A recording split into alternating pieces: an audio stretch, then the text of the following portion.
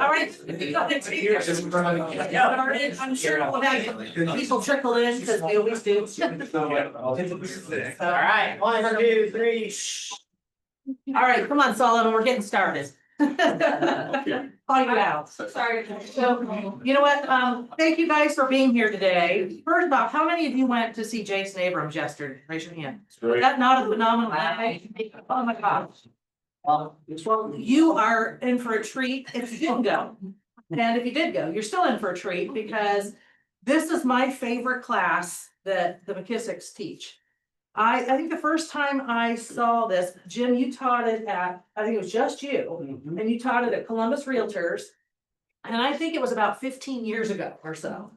And I was like, whoa, blown away. And I've sat through their class together and several times since. I get something new every time. And I'm just thrilled that they were able to be here today and to share all of this with you guys. So this is Press McKissack over here. If you don't know Press already, it's Jim McKissack and Linda McKissack, and they will tell their story as they're going through this. So I'm not going to even try. So anyway, thanks for being here and open up your spongy brains. Thanks, guys. Thank you. How many of you have real kids? quick. Oh, Wait, how many of you have kids first? Press is proof they're gonna be okay. You're not doing as much damage as you think you are. They're gonna be okay. but wasn't he born perfect? No, not really. We got there pretty quick. Oh, yeah. Hey, I want to give a quick shout out to y'all's team leader.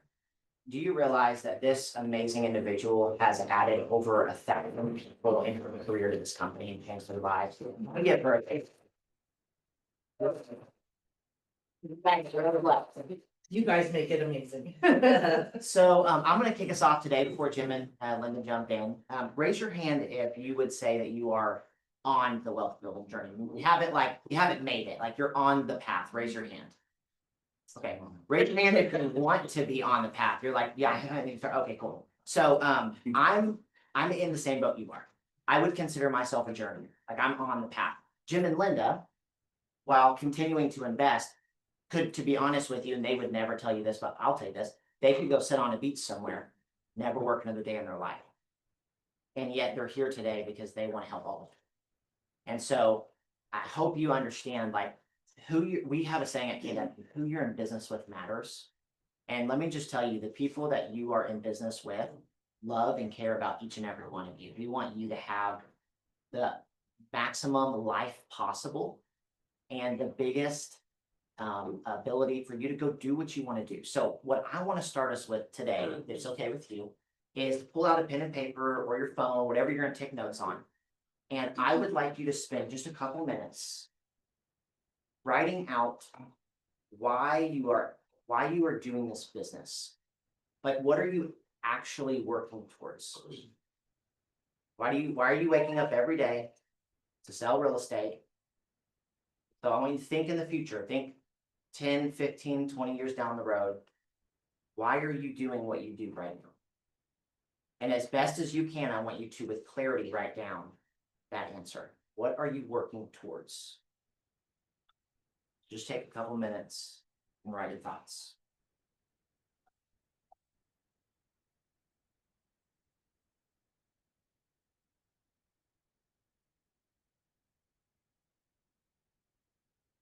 What are you working towards?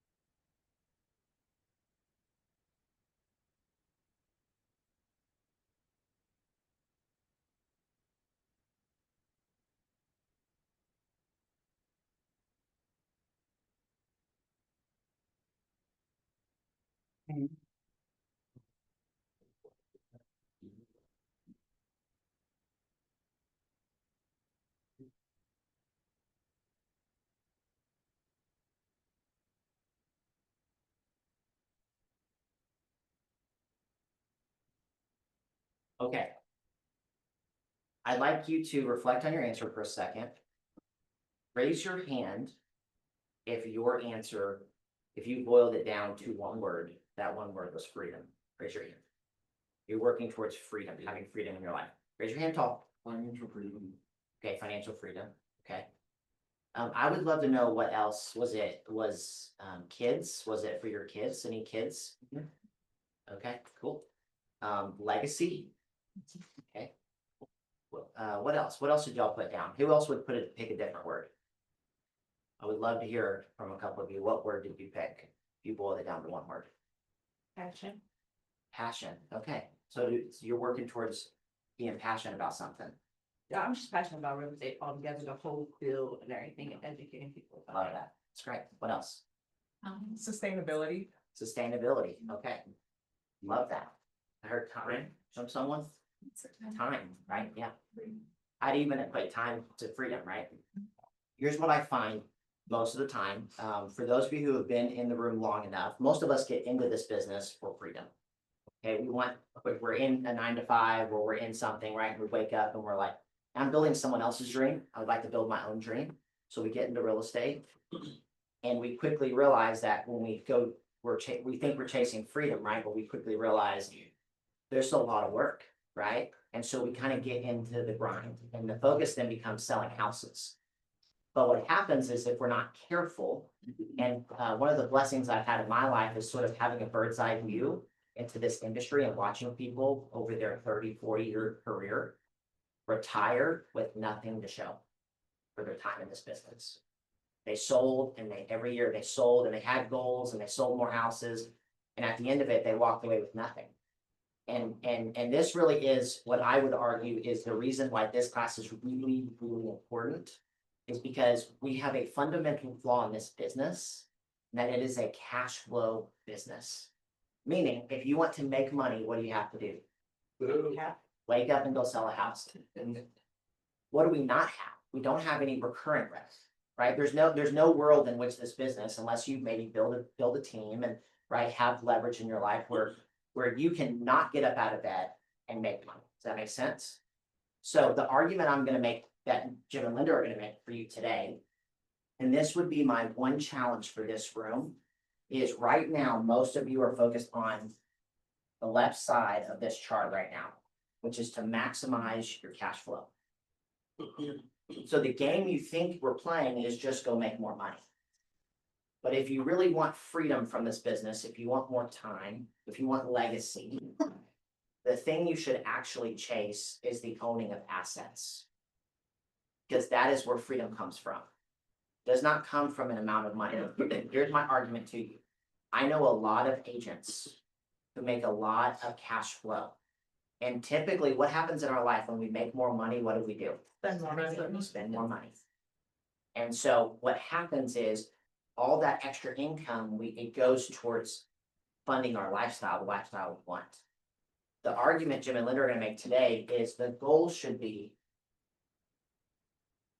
to take as much of your left side income, your cash flow every year. And the challenge I'm going to make for everyone in this room is go buy one asset a year. For most of you in the room who are just getting started, that's the one thing you need to focus on.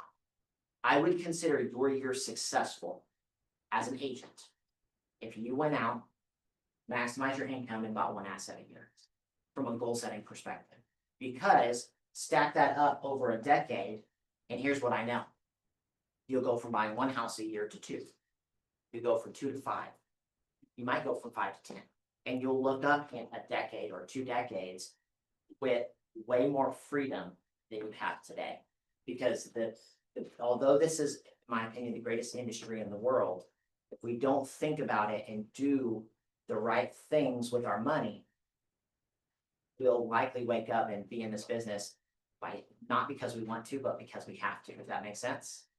Okay, so that being said, Jim and Linda are gonna walk you through the road to building massive wealth. Well, guys, the class is over. Thank y'all for Yeah. coming. Well, my question is this, how many of you have been in the business long enough that you've had that day where you go, remind me why I'm doing this again? The newbies haven't had that yet, but it's coming, right? One of those days where you wake up and go, remind me why I do this, why I put up with all this, why I do this. Well, that's actually one of the reasons that has kept us on the journey of building wealth, but the true reason we even woke up, you know, our lives are gradually and then suddenly. Unfortunately, we don't wake up until the suddenly. Right, suddenly is one of those moments where you get jolted awake and go, wait a minute, I gotta do something different, right? So our goal here is to have you do something before you have that suddenly, so that when the suddenly comes, you're actually prepared. But our suddenly came in the late eighties, early nineties. Jimmy was in the restaurant and nightclub business. And to be honest with you, I always say I was in my mid-20s. I didn't even know what the word economy meant, much less is it a good one or is it a bad one. I'd never gone to college. I'd never made more than minimum wage. And we wake up one day and we're $600,000 in debt. Because in Texas, it had the worst economic crash it's ever known, ever since. And what happened is oil and gas, savings and loans, and all of the industries that Texas was built on just kind of had a bump in the road, right? So Jimmy sells the business that we had gone to Dallas to build for $600,000 less than we owe against it. So literally we wake up one day thinking we're fine, we wake up the next and go, uh-oh, we're in a big old hole that we don't know how we're gonna get out of. But I always say the worst thing that happens to you winds up being the best thing that ever happens to you. If two things happen, you give it long enough and you learn the lessons that you're supposed to learn during that process. And so that really is kind of what put us on the process of building wealth. But the first thing we had to do is replace that cash flow. And so his wonderful suggestion was, a mentor of his had told him when he was 10 years old, if you ever want to get rich, real estate's the way to do it. Now, I've since realized that that mentor meant buy some real estate, invest in real estate, you know, buy some dirt, do those kind of things. He didn't say, get a wife, let her sell houses, y'all be rich forever. That's not what the man meant.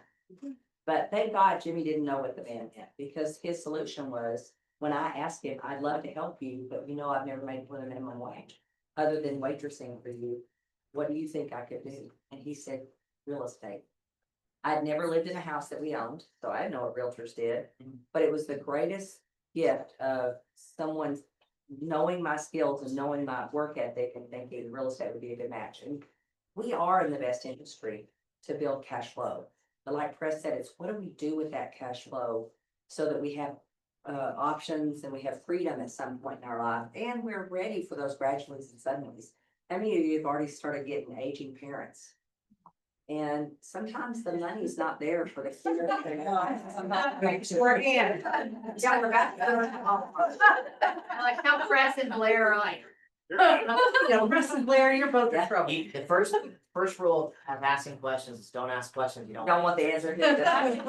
Right. Well, Press is pretty good because we've kind of taken care of all of that, right? But we all have relatives that, quite honestly, they need 24-hour care. And if people have the money to do it, you got to take whatever options are available. So it really has opened our eyes to realize that freedom is just as much about options you have later on than anything else. So our goal of entry, any entrepreneur's dream should be that I work because I want to, not because I have to, right? That's why we work so hard in this industry and what we do today.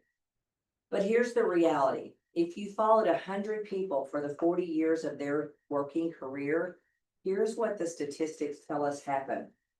And by the way, none of us want to be a statistic, but here's what happens if we stand by and don't do what we need to do. And number one is, one will be wealthy, financially wealthy.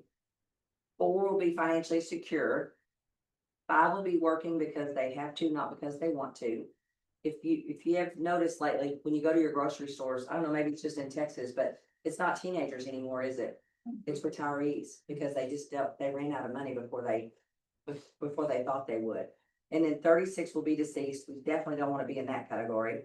And 54 will be broke and dependent on their family and friends and relatives.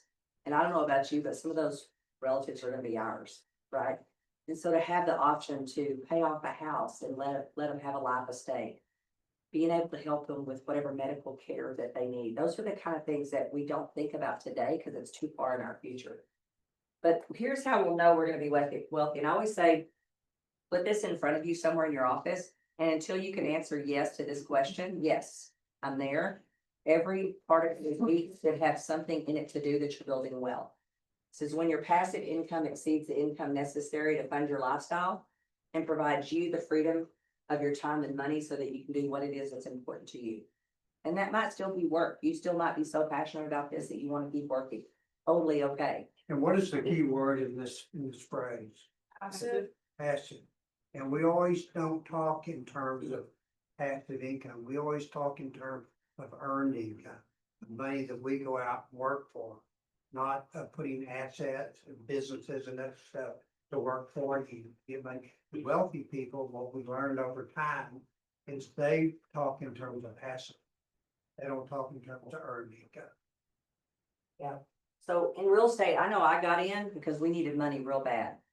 And all of us get in and we want to make money, right? And so we get in there, we start working as hard as we can. What we really should do is we should go out 10, 20 years, 30 years and say, what do I want my life to look like? What do I want my options to be? How will my kids be? What do I want to help them do? What are my parents? How will they be? What kind of trips do I want to be able to take and pay for? Those are the things we should be spending time on building our plan, which we're going to work in a little bit on you building a plan. We should say, what does my life need to look like? Then based on what my life looks like, that's going to determine what my real estate business needs to look like. Because you might be having a real estate business that isn't even going to get to funding the life you want, but because you haven't planned it or you don't know, you just take whatever you got. And then your team or whoever helps you in this business will be determined by how big your business needs to be to fund the life that you want. So if we kind of do it that way instead of the other way, we just get in, jump in, start making money with not, like Chris said, any idea of what we want this business to actually do for us. So kind of talk about this, Jim. Okay. First of all, I'd just like to say that every dime of Linda and I's income, they started out in the same position you guys were in. We made all of our money starting out to build a pretty big life through selling real estate. So anybody can kind of do it. Another story is this morning I got up and I went up and had a cup of coffee. And then I decided I want a second cup, and we were in a hotel room and they had little packets of coffee about this big, and I couldn't get the packet open. So I reached up in my tooth, kind of ripped it open, all of a sudden I heard, ow! So I popped the tooth inside here. And so what did I do immediately? I ran to my little trusty backpack and got the super glue out. And I glued it on. So if it pops out while I'm talking to you guys and I'm grabbing it like this, you'll know what's going on. So that's how common your instructors are today. Yeah. Well, we always say one of our main goals before the class ends is if you look at us and go, good God, if they can do it, I know I can. So there you go. There we go. And the other thing is, whenever we talk about the path to $100 million net worth, I mean, Linda and I were talking this morning, and I said, Linda, do you realize that we wrote our business plan to do this 33 years ago? In 1992, Linda and I were 600 grand in debt. We wrote our 20-year goal business plan, being $600,000 in debt and not having stellar credit, not knowing if we could go to the bank and get money, and all of our accounts were broke. We had no money. Well, and you know, when you're in pain, pain is a good thing because it forces you to do something different. I mean, you shouldn't have to wait for pain, but sometimes we do.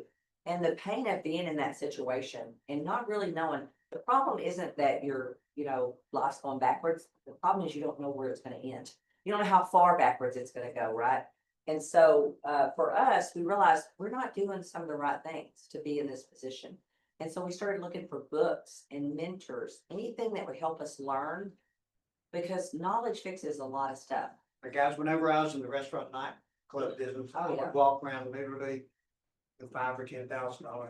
I thought I'd married me a rich I have, cowboy. I was in, at least in my mind, back in that time period, I was cash flow rich. I had money on it. Whenever you got a bunch of money in your pocket, you're spending like crazy and stuff. Now, you don't think about building wealth. You're not thinking about 20 years from now. And so what Jason said yesterday, how many of y'all remember When he said, have you built a 20-year plan? Have you built a 5-year, 10-year, 20-year plan? Well, while we were broke during that time, Linda and I didn't have the money to really go do what we needed to do to learn about wealth. So we read every book we could find that had to do with wealth and how the wealthy live different than we did at the time.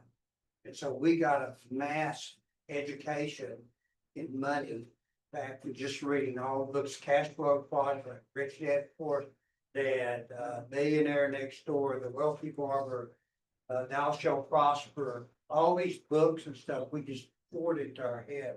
We started kind of figuring out that there was another side. And that's what the Cash Flow Quadrant really taught us. The Cash Flow Quadrant is, in my opinion, Robert Kiyosaki's best book. Rich Dad Poor Dad was a great book. It was a fun story. You know, it was a neat parable about things, but Cash Flow Quadrant really taught me about money. And it really, what the Cash Flow Quadrant said, the income is divided into two different sides. The left side, which is your earned income, and the right side, which is your passive income. On the left side, Robert Kiyosaki says that 95% of our population today will live and die on this side of the equation. And they won't make that journey into what it takes to go to this side of the equation. Now, this side of the equation, who do you think lives on this side, the wealthy or the poor? The wealthy people live in this arena over here. Now, the good news about the Cash Flow Quadrant, you can become a millionaire no matter which quadrant you're in. You just have to do a few things right to go do that. And so looking at this, the first quadrant is an employee. That's you making somebody else money. You're working for an employer that's paying you and you're having income coming out of that. Now, which quadrant do you think we're all playing As realtors. as realtors? You're not probably self-employed, so you're your own boss, right? So sometimes that's a good thing, and sometimes it's not such a good thing.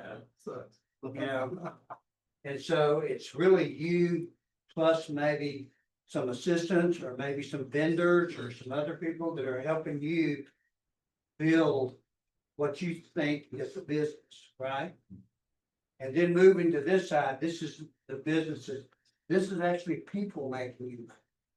So when you own a true business, you can always tell if you really own a business or not. What would happen in your real estate sales job or business today if you left for 6 months? Would it be there when you came back? Would you still have money generating from it as you would have? If you say yes to that, then you have a real business. If you say probably not, then you're probably still sitting down in the self quadrant. Now, I is investments making money. That's assets that are throwing off passive income for you. And so whenever he explained this in detail in his book, I really kind of got it at a deep level because I never had played on this side. When Linda and I started out, we had zero income on this side. None of our money was driven from businesses or investments that we had. And so the biggest question with the cash flow quadrant was, what do we have to do to get there? What do we have to do to move from this side of the equation to that side of the equation? Well, Today, our life is just an obstacle. Most all of our income comes from this side of the equation to that side, but you're looking at 33 years of focus, dedication and discipline to go make that happen. well, I think sometimes people don't start investing because it can feel complicated. I mean, we're in the best business, right? Because we understand real estate. But when you listen to what Kiyosaki said, there's only 3 ways to build wealth. And I like it when it gets simple because when it's complicated, I don't take any action. I just stay confused, right? But when he says, really, there's only 3 ways to do it: stocks, real estate, and businesses. And so when Jim and I read this, we'd just been burned by owning businesses. That's a lot. And we didn't have any money to go start another business. And I was reading reading about a lot of Buffett stuff at the time, and Warren Buffett always said, invest in what you know, what you understand, and what you can somewhat control. And that always stuck in my mind and stuff like that. So we looked at this. We said, number one, we don't know anything about stocks. We know that you can make money in the stock market, but you can lose money real quick. I saw a lot of people go broke in the stock market during the dot-com boom of 2000s and stuff. Businesses, we just came out of one of those, and because I wasn't a very good business person, we lost 600 grand in that business, so it was good for a short period of time, but I didn't do what I was supposed to do with the money I made out of that. I spent it. And so the business we were in was the same business that you guys are in every day. We were listing and selling houses. And so that was the first easiest way for us to get into the investment arena. Well, and if you do, stocks, it takes 100% of the money to buy the stocks, whereas real estate, you can, get 20-30%, depending on what you have Well, to you do. can get control of let's say, a $250,000 asset for a 25% down payment. Plus, we weren't interested in learning about stocks, and neither one of us enjoy that or love it as much. He probably does a little bit more than me now, but the truth is, if you don't understand something, you're not really an investor, you're a speculator. And speculators are who lose all their money. Even if you think about the people that that lost all their money in real estate in 2008, 2009, the reason they did is because they weren't buying it because it was good investment at the time. They were speculating on what a market was gonna do, probably in Florida. They thought it was gonna appreciate, but you don't buy on appreciation because then you're speculating. So the trick is, how do I truly be an investor? And it's a good deal when I buy it, not when it has to do something else that it may or may not do.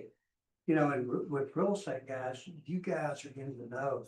You're the grassroots, you're in the marketplace out there. You're like an inside trader in the stock market. Except for inside traders in the stock market go to jail. It's legal for you guys to go do this stuff and to learn and to buy property and stuff. And so whenever I looked at it like that, it made real estate really the best place. And plus, I studied all the investment methods. I studied the stock market, I studied different businesses and stuff, and real estate was the safest, surest way to build wealth. In fact, Jason had a graph yesterday that talked about this is poorly drawn. This graph was so much better, so we should still But just slide. This is a timeline that runs through real estate investing over time. If you took this all the way back to the 1900s, it would be down here and the curve would always go like this. This is the actual, what's happened since 2000 with income, with real estate, ups and downs. How many of y'all remember what happened in 2005 and 6 in that arena? What was it? Prices were what? Up. We were way afford. This line is kind of called the affordability index, and real estate was right here. Well, I want you to think about that a little bit.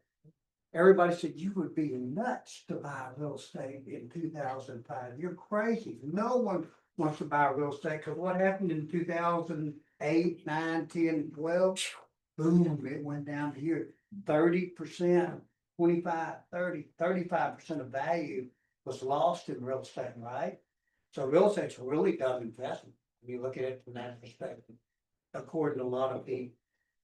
But think about this, even if you would have gone back in 2005, and you would have bought real Top of estate the here market. at very, very top of the market, and you were holding your property, not flipping it.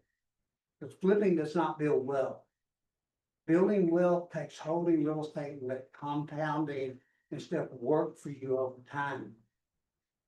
And so if you were to look at that timeline straight across right there, what prices are today, would that been a good investment? Yep. Absolutely. There's never been a bad time to buy real estate. Even in the market you see right now, and people. Only think- bad time to sell, only bad times to sell.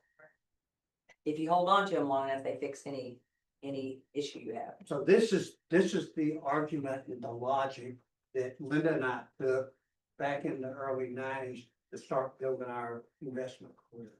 The best thing to do is have a plan and don't let any other rhetoric or anything else, and have a good formula of what you will buy and what you won't buy.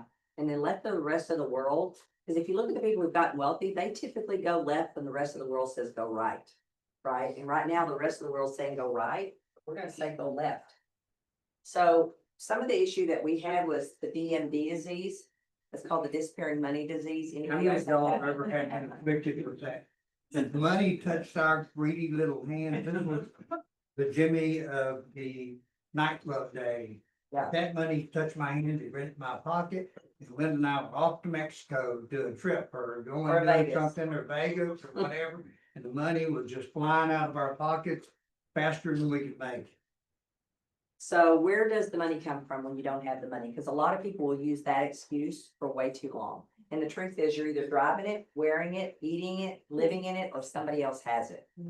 And so while we were $600,000 in debt, and we'll tell you our plan in just a little bit, but we built a plan. And then the minute you build a plan, what happens is you start to find the opportunities. And we didn't have it, so we had to get a builder to be our partner, because he did have money. He had it. We weren't living in it, we weren't driving it, we weren't doing any of those things, because we'd already gone way backwards. Linda went over and she went on a listing appointment and she came back to the office. This was right in the heart of 600 grand in debt, no money in the bank, credit screwed up at the banks. I mean, we were not in a good position at that time. And she came back to the office and she was all excited. She goes, man, this person wants us or an investor to buy their house. And if we buy it today, we could make $15,000 on the flip on the house. That would give us some money to either pay on the 600 grand we owe or to try to do something else with it. And I said, Linda, that's fine, that's dandy. But we got one little problem. We got zero money in the bank and our credit stinks right now. We can't go do anything. And so Linda's, well, you just got a bad attitude, blah, blah, blah, you know. I said, realist, we're broke. And she went that night and she was in bed. This was about 2:00 in the morning.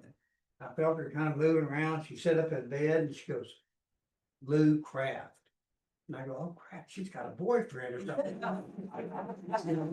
And it was a builder that Linda had worked with for a couple of years. It was just the salt of the earth. I mean, just a great guy, older guy, and he just was, you know, just does everything he says he could do. She built a great relationship with him. She said, I think Lou Craft will do this deal with us.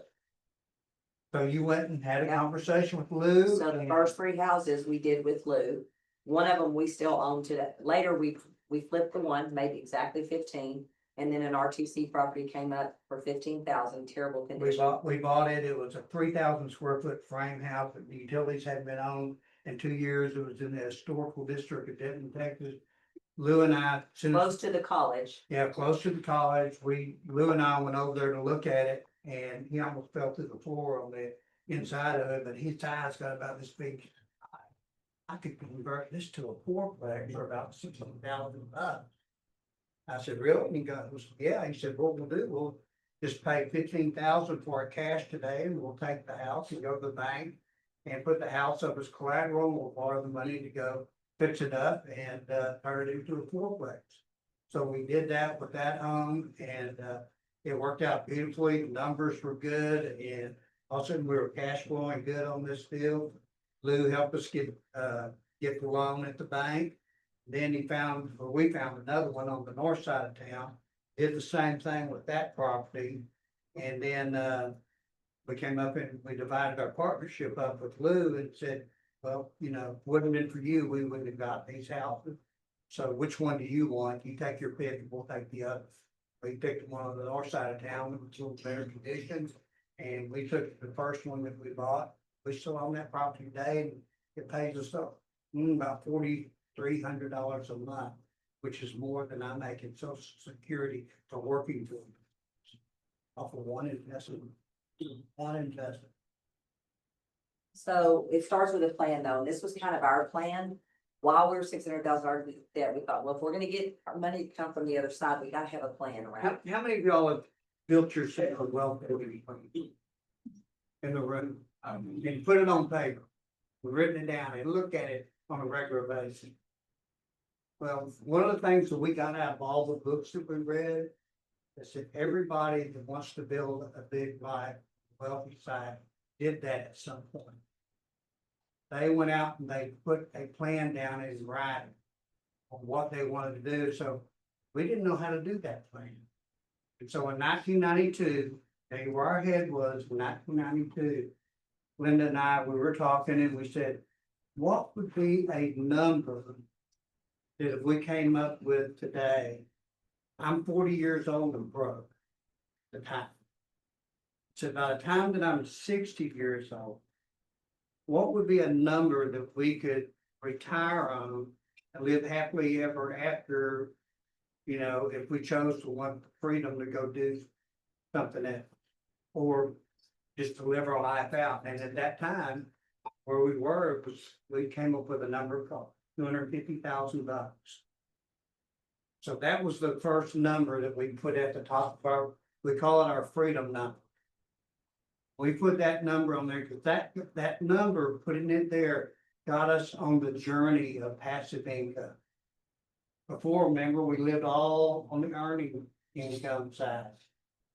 And so that was the number that put us on the passive income side. So then this is how the plan evolved. So we said, okay, $250,000 coming into a passive. That's after we got the properties paid off. So each property had to cash flow a minimum of $1,000 a month after expenses on the property, taxes, insurance, maintenance, whatever, property management, had to cash flow $1,000 a month after they were paid off.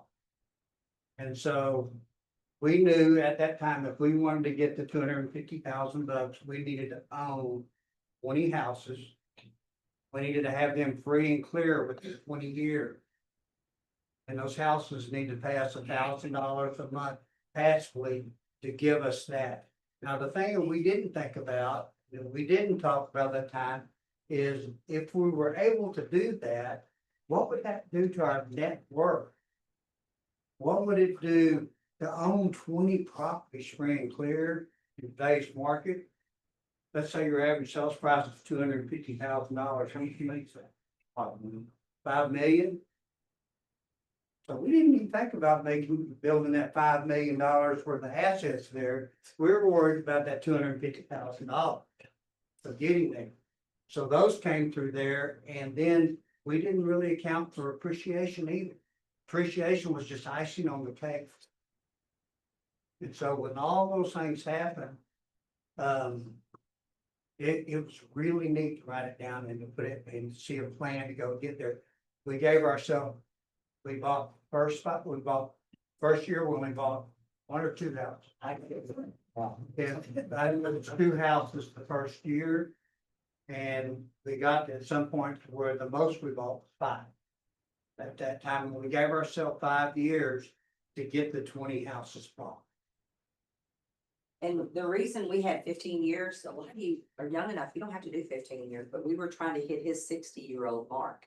So we thought, well, if we finance them on a shorter period of time, yes, they're gonna cash flow less, but when you're in your peak earning years, you don't wanna have to need this money. You wanna let this money keep accumulating and either use it to buy more property or just have it there for repairs and taxes and all of those things. And you know what the reality of us coming up with that plan was? In order to do that, Linda and I were putting 25% down cash on these houses that we were buying. So, and all of our money was coming from what you do every day. Go out and work with buyers and sellers. So what did that do to our personal business on the earned income side? We had to get laser focused on our real estate sales to go generate the income that we needed to go make that happen. So we were working both sides of the fence.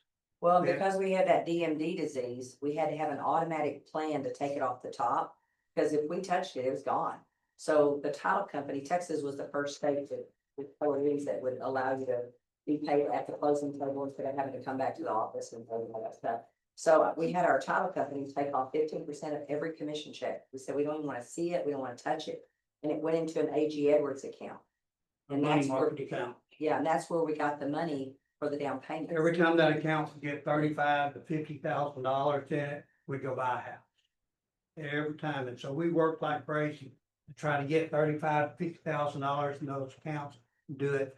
Now, let me tell you guys where you're at in the country right now. You're in the best place to be buying investment Oh, God, property of anywhere we've seen in the country. It feels high to you, but when you look at the rest of the country, it's not. And it's getting higher, guys. I mean, prices are It's are crazy. gonna be going up and people are moving more to Central America in the middle. Yeah. Middle America. Well, the other thing is at the end, Chris is gonna talk about our RV ventures that we've gotten into because of that reason. Because things have gotten so expensive, people are actually starting to now live in RVs in our area. I don't know what they're doing up here, but in our area, that's their home. And they buy the pads and they pay the rent. So we'll explain to you why we're moving that direction on that one in a little bit. So here's kind of what our plan went to after that, just to give you an idea. So first of all, I did get in the real estate business. And even though I only made $3,000 gross my first year, anybody make that amount or less, and happy to admit it. It was really gross because I had to really hump it and what I had left of my business to support her real estate habit. Yeah, he said, I paid 15 for you to make 3. This math is not working. But back then, how many of you have been in the business 30 years or more? Nobody, few, there was no training. Literally, you were given a license, here's a desk, here's a phone, good luck on your own. We didn't have great classes. So literally, you were out figuring it out on your own. So we did eventually build a real estate team doing 200 transactions a year, year after year, because we needed that cash flow. And we should have bought all the houses to sell them for other people, now looking at the prices, but, so we begin to work very actively on building that real estate practice. I also, and I'm just gonna hit just a little bit later, just a little bit about profit share, it's a big, huge amount of our yearly income, about $500,000 a year in profit shared right now. We increased our real estate portfolio. We took the KW leadership path, which everybody has an opportunity to do, not very many people say yes. But we said yes to that opportunity. And then we just began to keep repeating the cycle, buy more real estate. Opportunities came along, we'd say yes to it. So that's kind of been our journey on that. And this is kind of what it looks like today. Can I ask you a question? Sure, What was your strategy to manage all those properties? that's a great question. When we first started out, it's back, remember when the houses weren't selling in Texas?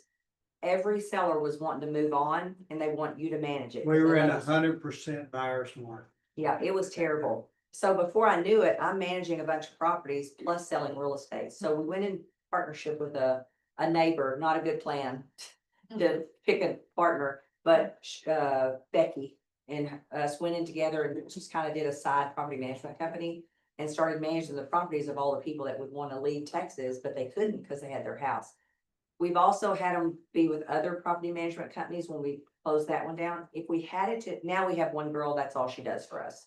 But if we had it to do over again, most people in the real estate business, when your business gets to a certain level, you've got to have some leverage. So that assistant would have been the person to manage them today. If we had to think over it. With our sales team, Yeah, one of the person That would would've be been their full-time dedicated job. on the sales team, to be a property manager.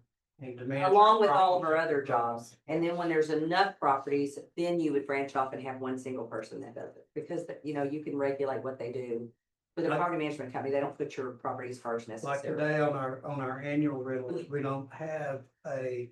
have one lady that handles all the front end part of and she does the leasing, she signs the leases, she schedules the make readies for when people moving in, moving out, she does everything on the front end.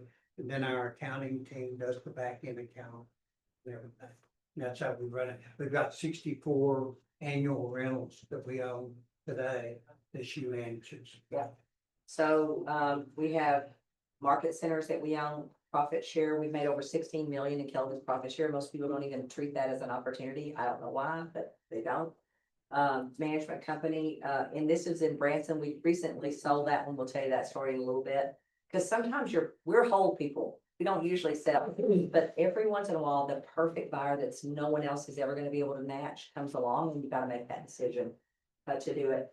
And then we own some commercial real estate, but normally we only own commercial real estate that has a Keller Williams office in it or some business that we own in it. Vacation rentals, we have those up in Branson. And we don't have it on here, but we've added an RV park. We're gonna tell you about that later. We, on our personal homes, we always try to buy them in a place that's either on water or on a mountain. So that they can hold their value and, you know, even though they're a liability, not really an investment strategy. And then we now starting to move into some more intellectual properties. We've written books, we have some courses, those kind of things. So there's different stages of where you can go once you kind of start making that leap into investment in debt. So first thing you have to do to get out of debt is being comfortable with the pain of your situation. So you may not have $600,000 in debt, but you may have enough debt right now that that's what's keeping you from getting in this game. And you have to feel the pain around that and you have to decide you're gonna do something about that. But so what we did is we downsized all of our living expenses, got rid of everything. that Going was from a working. big red Cadillac to a little $900 dent in the side Pinto. Yeah. Ain't gonna blow up on We read a lot of books. We got around people who knew money, who knew how to make money. We found somebody in real estate who was making $600,000 in debt and we attached ourselves to his hip.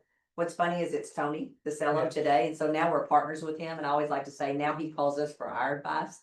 We just gave him a ride here. His Dr. Whitfield is here in Columbus. So we just gave him a ride the other day on the plane here. But so we just kind of really started making better decisions and making this be an important thing that you work on every single week. And I think once you do that, it's simple but not easy. Wealth building has to be as important as paying your mortgage every month. You've got to think about wealth building in those kind of terms to build a big life. Financially. Okay, the one thing we did is during the foreclosure, 2008, 2009, we were in a better position, so he took advantage of the foreclosure sale. And if anybody's paying attention right now, I don't know about your area, but in our area, foreclosures are going back up. So get those lists from your title company, start paying attention. I think y'all are y'all on online auctions? Yeah, I thought so, because I think of when we were teaching Leadership Academy, somebody in there was buying, so pay attention, learn that game, because you never know when a jewel's gonna come through there. And if they're starting to increase in our area, it's a matter of time before they're increasing here too. Remember, we started on that journey in the early '90s and stuff. By that time, Linda and I had maybe one or two houses paid for, maybe. And we had a lot of equity in our other properties that we've been paying through over time. So I went to the banker and we built a really good relationship with a local banker. Local and a community bank, not your big banks. Not a Compass, not a Wells Fargo, not the big bank, but a local community bank. And we actually followed this one guy in 3 different banks and in one of his banks. But anyway, he went and he loaned us $500,000 with just from the equity we had in our rental property. And I used that money to go to the foreclosure to buy a property with, because in Texas, they have it on the first Tuesday of every month, and you gotta pay cash for the properties that sell. And we turned and burned with that money. We used that 500,000. I'd buy 2 to 3 houses a month. We would try our best to get them fixed up. And the banker also told me he would refinance them at 80% of cost. I mean, excuse me, 80% of the appraised value, not cost value. And so I could go buy a really nice house for 80,000, spend 15,000 to fix it up, have 95 in it. And the house would appraise for 125,000 and the bank would loan me 80% of the money on that 125,000, and it was still cash flow. And so how much should I give in some of those houses? Not And those opportunities are only gonna come ever so often, so you have to be ready for them. But in the meantime, you buy what the market will give you. And then when that comes along, you get yourself in a situation where you could take We made advantage. more money from 2008 to 2012 during the worst real estate market in the country had seen in many years. During that time frame was the best time to be buying. So down, What are your parameters for buying property? whether it's We're parameter, gonna give you those. What does the property have to look like? Or just like location, what were you guys looking for, school Yeah. district? Just- Within 40 minutes of us, but we're gonna give you our exact, what it has to Yeah. do as a property. I mean, almost everything except for our vacation rentals were within 40 minutes of us. Okay. And did you guys build a team at that time to get them fixed up quickly? I had two contractors that were pretty much specifically for me that time. and, two different groups and, I kept them real busy. Yeah. Yeah. The other strategy we did at the time, Gary had written the MREA book. And I had gone to him and said, believe it or not, this will happen to you. It may have happened to some of you already. But I woke up one day and I thought, God, I don't really know that I love doing this like I did, sorry, in the beginning. I don't feel challenged. The only thing changing is the color of the carpet. One day it's brown, one day it's blue, one day it's green, you know. And I could only say this to my coach. Well, my coach was Gary Keller at the time. And I said, I couldn't say this to everybody, but I'm just telling you, I'm doing better than I've ever done in real estate, 200 homes a year, year after year. We're grossing about 800, which today would be way in the millions, right? And we're netting about 350,000 a year. I don't know, there's something inside of me that got to be more. And so he said, well, I'm working on a concept called seventh level. And I said, what's that? He said, where I believe there's people in the real estate industry that you could out there that you could go bring into your real estate world. They could take over your real estate team. And now you would have a true standalone business. And you could get your time back to go work on other things. What do you think my first thought was? Not gonna work. No one can do it like me. No one, My As people good as will not accept great anyone but Linda me. McKissick, you know. Right. Thank God, though, I got over that. Because here's the truth, guys. When the pain of staying where you are is great enough, you'll let go and go to that brighter future. But until the pain gets enough, sometimes we don't let go, right? So what we're trying to encourage you to do is do it before the pain comes, right? Build a business that you could turn over to somebody someday, meaning it's all built on your database. That's your asset, right? Brad walked into a database that threw off 200 sales a year. Now All Brad, he had to do was keep Brad's it my together. brother. And, he joined and replaced Linda on our sales team, and Linda was the listing agent on the sales team. Yeah, I hadn't worked with 200 buyers in listings years, a but I would year. do the listing. And then what we started doing is buying some properties with Brad. A lot of times as a mega agent team, sometimes your biggest issue is you get some talent, but you can't keep them. So part of what we did with Brad was we saw that he had never built any wealth. He had zero wealth whenever he joined. He came from the corporate world, had been trying real estate part-time. Well, so he could get out of his corporate world. And so we started saying, you find the properties and we'll partner with you on them. So that's how we kind of became glue to keep him in, That but was it's also building our creating wealth. golden handcuffs. Yeah, and it was, and it was building our wealth. Okay. So you want to talk about our formula? This is our Yeah, formula. this was the formula that we bought, and most of the homes that were bought here, this wasn't necessarily our foreclosure formula, but this was the formula that we used. They, Whenever. foreclosures way exceeded this. Yeah. Would buy properties at least 10% below market value. And so that's not really hard to do, guys. I mean, if you searched around today, you could find properties in your market area that could fit this criteria. There's always the Ds: distress, drugs, death, and divorce. And those situations cause people to want to get out of their house as fast as possible and get on to what their new opportunity is, right? Their new life, their new job, their new whatever. Those are the ones that are gonna be around forever and always. You just gotta learn to try to find them And those are the ones that you guys usually zeroed out first, first. because you've got the beat of the market. You're in the marketplace and stuff, so you hear about those kind of deals. But we put at least 20% down of our properties. The day we took ownership of the property, we wanted to be at least at a 70% loan to value ratio on our property. The number one reason people fail in real estate investing is they're over leveraged in the property. So you see these people come in there and putting 100% down on the properties and stuff like that, don't have any equity the day they take ownership of them, or they do a negative amortization where the property's not cash flowing money. As soon as things get tough and the market shifts a little bit and they go down, that's when you get in trouble. So we saw a lot of that in the late 80s and early 90s when people invested in real estate in Texas, and the books we read talked about that mistake that a lot of investors made. We didn't want to make that mistake, so this was part of our safety of what we had to have to make it work for us. And so the cash flow was a minimum of $200 per month after principal, interest, taxes, and insurance.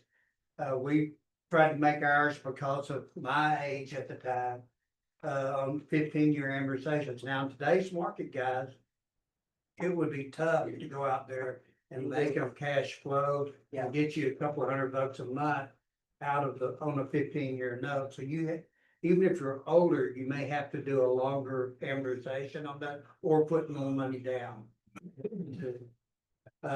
Buy newer if possible. We try to buy all of our houses at 15 years old or newer or less. In the beginning, we bought a lot of older homes. What we found out with those that we learned where there was a lot of maintenance issues, a lot of other issues, and at the end of the year, when all the dust settled, those didn't make nearly the kind of money that the newer properties did because of the old plumbing system, the old electrical system, the old HVAC stuff, furnaces.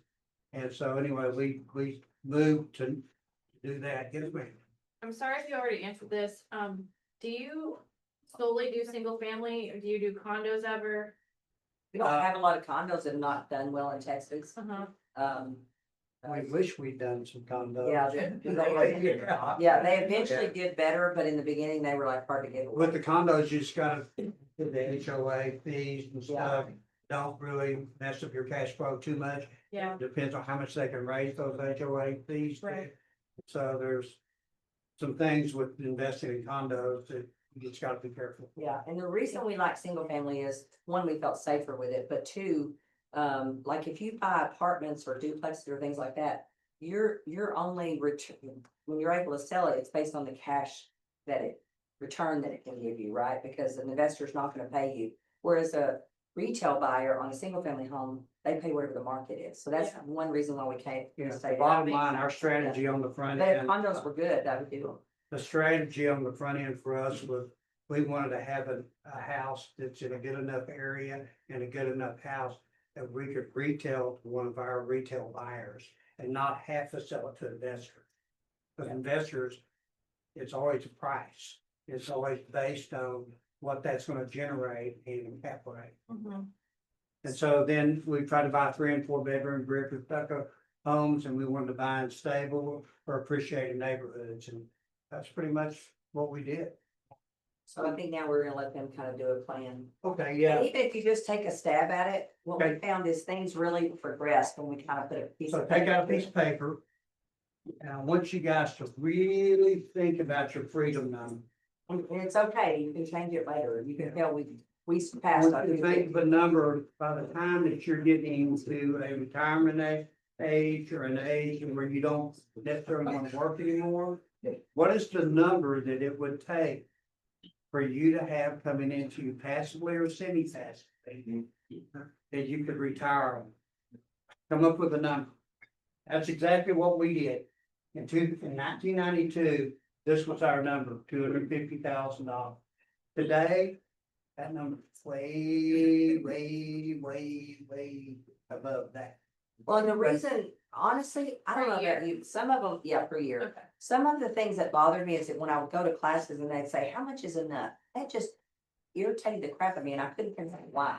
So when I was talking to my coach one day, I said, I can't come up with a number. I mean, I don't know why. I mean, it's just, there's a blank stare in my face and then I think I come up with the number. He said, why don't you just kind of think about what your living expenses would be at that time? And just do it like that. And for some reason that freed me up to do it. And I've learned since then that the reason how much is enough bothers me is because it makes it feel it's all about the money. And the truth is if you bring enough value to the world, you're not gonna be able to keep money away. See, the thing is when we buy people's homes and they're in those situations and they need to move on, we're bringing value to those people. Because they're stuck. They can't go anywhere until they get rid of this thing that they've got, right? So if you bring enough value, there's money will show up. So feel comfortable with the number, but know over time, the number is just to get you started. Yeah, the number's not so important. It's what you're gonna do after building your plan to get to that number. We stuck the number in front of us. We decided together that that number would be, if we could accomplish that, wow, we could really accomplish a lot of things. So at that time, I'm glad we came up with that number, to be honest with you. If it had been too much bigger than that, they probably thought we couldn't do it. Or it would have been too little below that, didn't think it would have made that much difference. Do you have any words of wisdom? We have a lot of younger people in the room, but we also have a fair amount of people that are older in the room. Mhm. So to look at it from two different standpoints, because being in different places in life. Yeah. Well, right now, Linda and I are in the older category. And so we're still buying investment properties now. But we're not looking for long-term payoffs. So that's what I'm saying, for a plan for somebody that Yeah. might be, Yeah, well, there's in investing, there's three different stages of investing. There's your growth stage. Yeah. There's your hold stage. And at some point, there's a disposition stage. Whether it goes into an estate, or whether it goes, you want to sell it, you want to refinance it. Disposition stage, you got some different things too. But you gotta decide on which stage you're in. Most of y'all in this room, I'm gonna assume, are gonna be in the growth stage. So growth stage means acquisition. How do I find, how do I get it, how do I buy it, how do I pay for it, how do I finance it? And what's it gonna do for me over time? Now, flipping houses is not a bad strategy if you know what you're gonna do with the money that you're doing, that you're making off of flip. Well, the mistake we see people make is they'll build up these houses and then for some weird reason, they start flipping out of them before they have their hold number.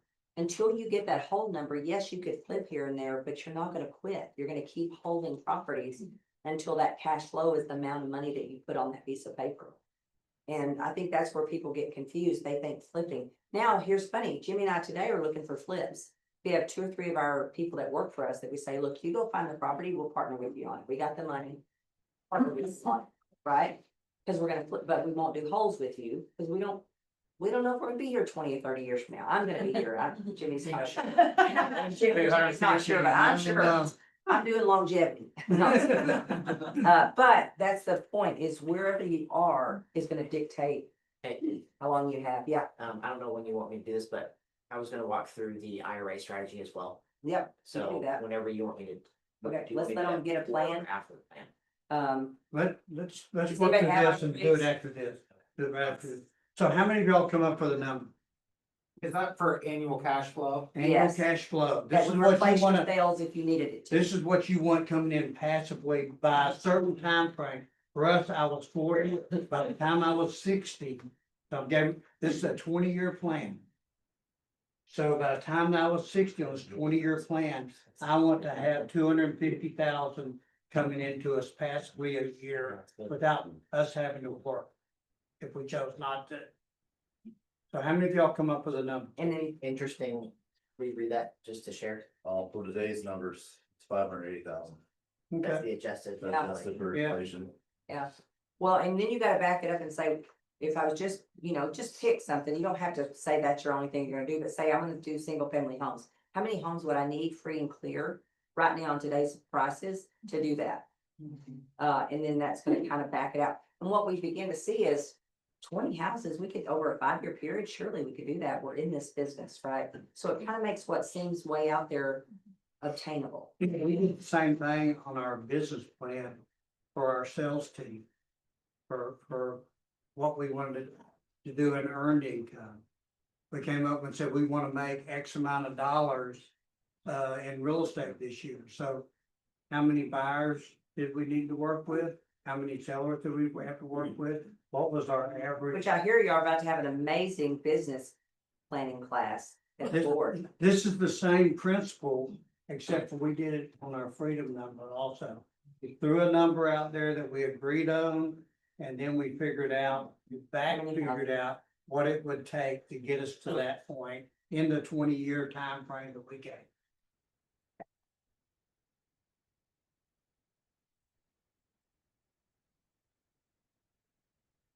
So, couple of y'all throw out some numbers to me. Do 350. 350, 350? okay, could you back it up and figure out how many houses it would take, or, No, I thought you guys were gonna break that down. yeah, oh, well, it's up to you, what's your average sales price? 15. 15, If you, let's say you have 15 homes that was making $2,000 a month. That would be. That number. At 21, if you wanted to go to 500,000, be 21 houses. they'd have to be Pretty free good and clear, which they could be in, sometime. They're gonna be free and clear. Yeah, it's free and clear after taxes, insurance. Everything, expenses from the house, everything. So it might be 40. So how many do you have right now? How many houses do you have now? Me? Mhm. Yeah. Oh, none. None yet. Okay. I thought we were just doing examples. None We yet. are, I'm just We are. wondering where you're at on the Oh, journey. yeah, I haven't really been thinking about it too much, buying investment properties, actually, just You focusing know, on. it's funny you should say that, and that's very normal, very common, because you're just trying to figure out how to make a living out of real estate, most of us, right? I was at Canyon Ranch with 9 women way on down their journey of real estate sales, very top performers in different parts of the country. I asked them the day we were leaving, what's the thing you wished you had known sooner? And every single one of them said about investing. Because now, by the way, they're all gonna be fine. I think they, most of them will either have a husband who's making, tons of money or whatever. But still, they wanted that option to be able to quit selling because they wanted to, sell only because they wanted to. And they're very successful, but nobody talks about this enough. The greatest thing to do is find some other people in this group and be accountable to each other. To say, hey, let's meet on a regular basis and say, what have you bought lately?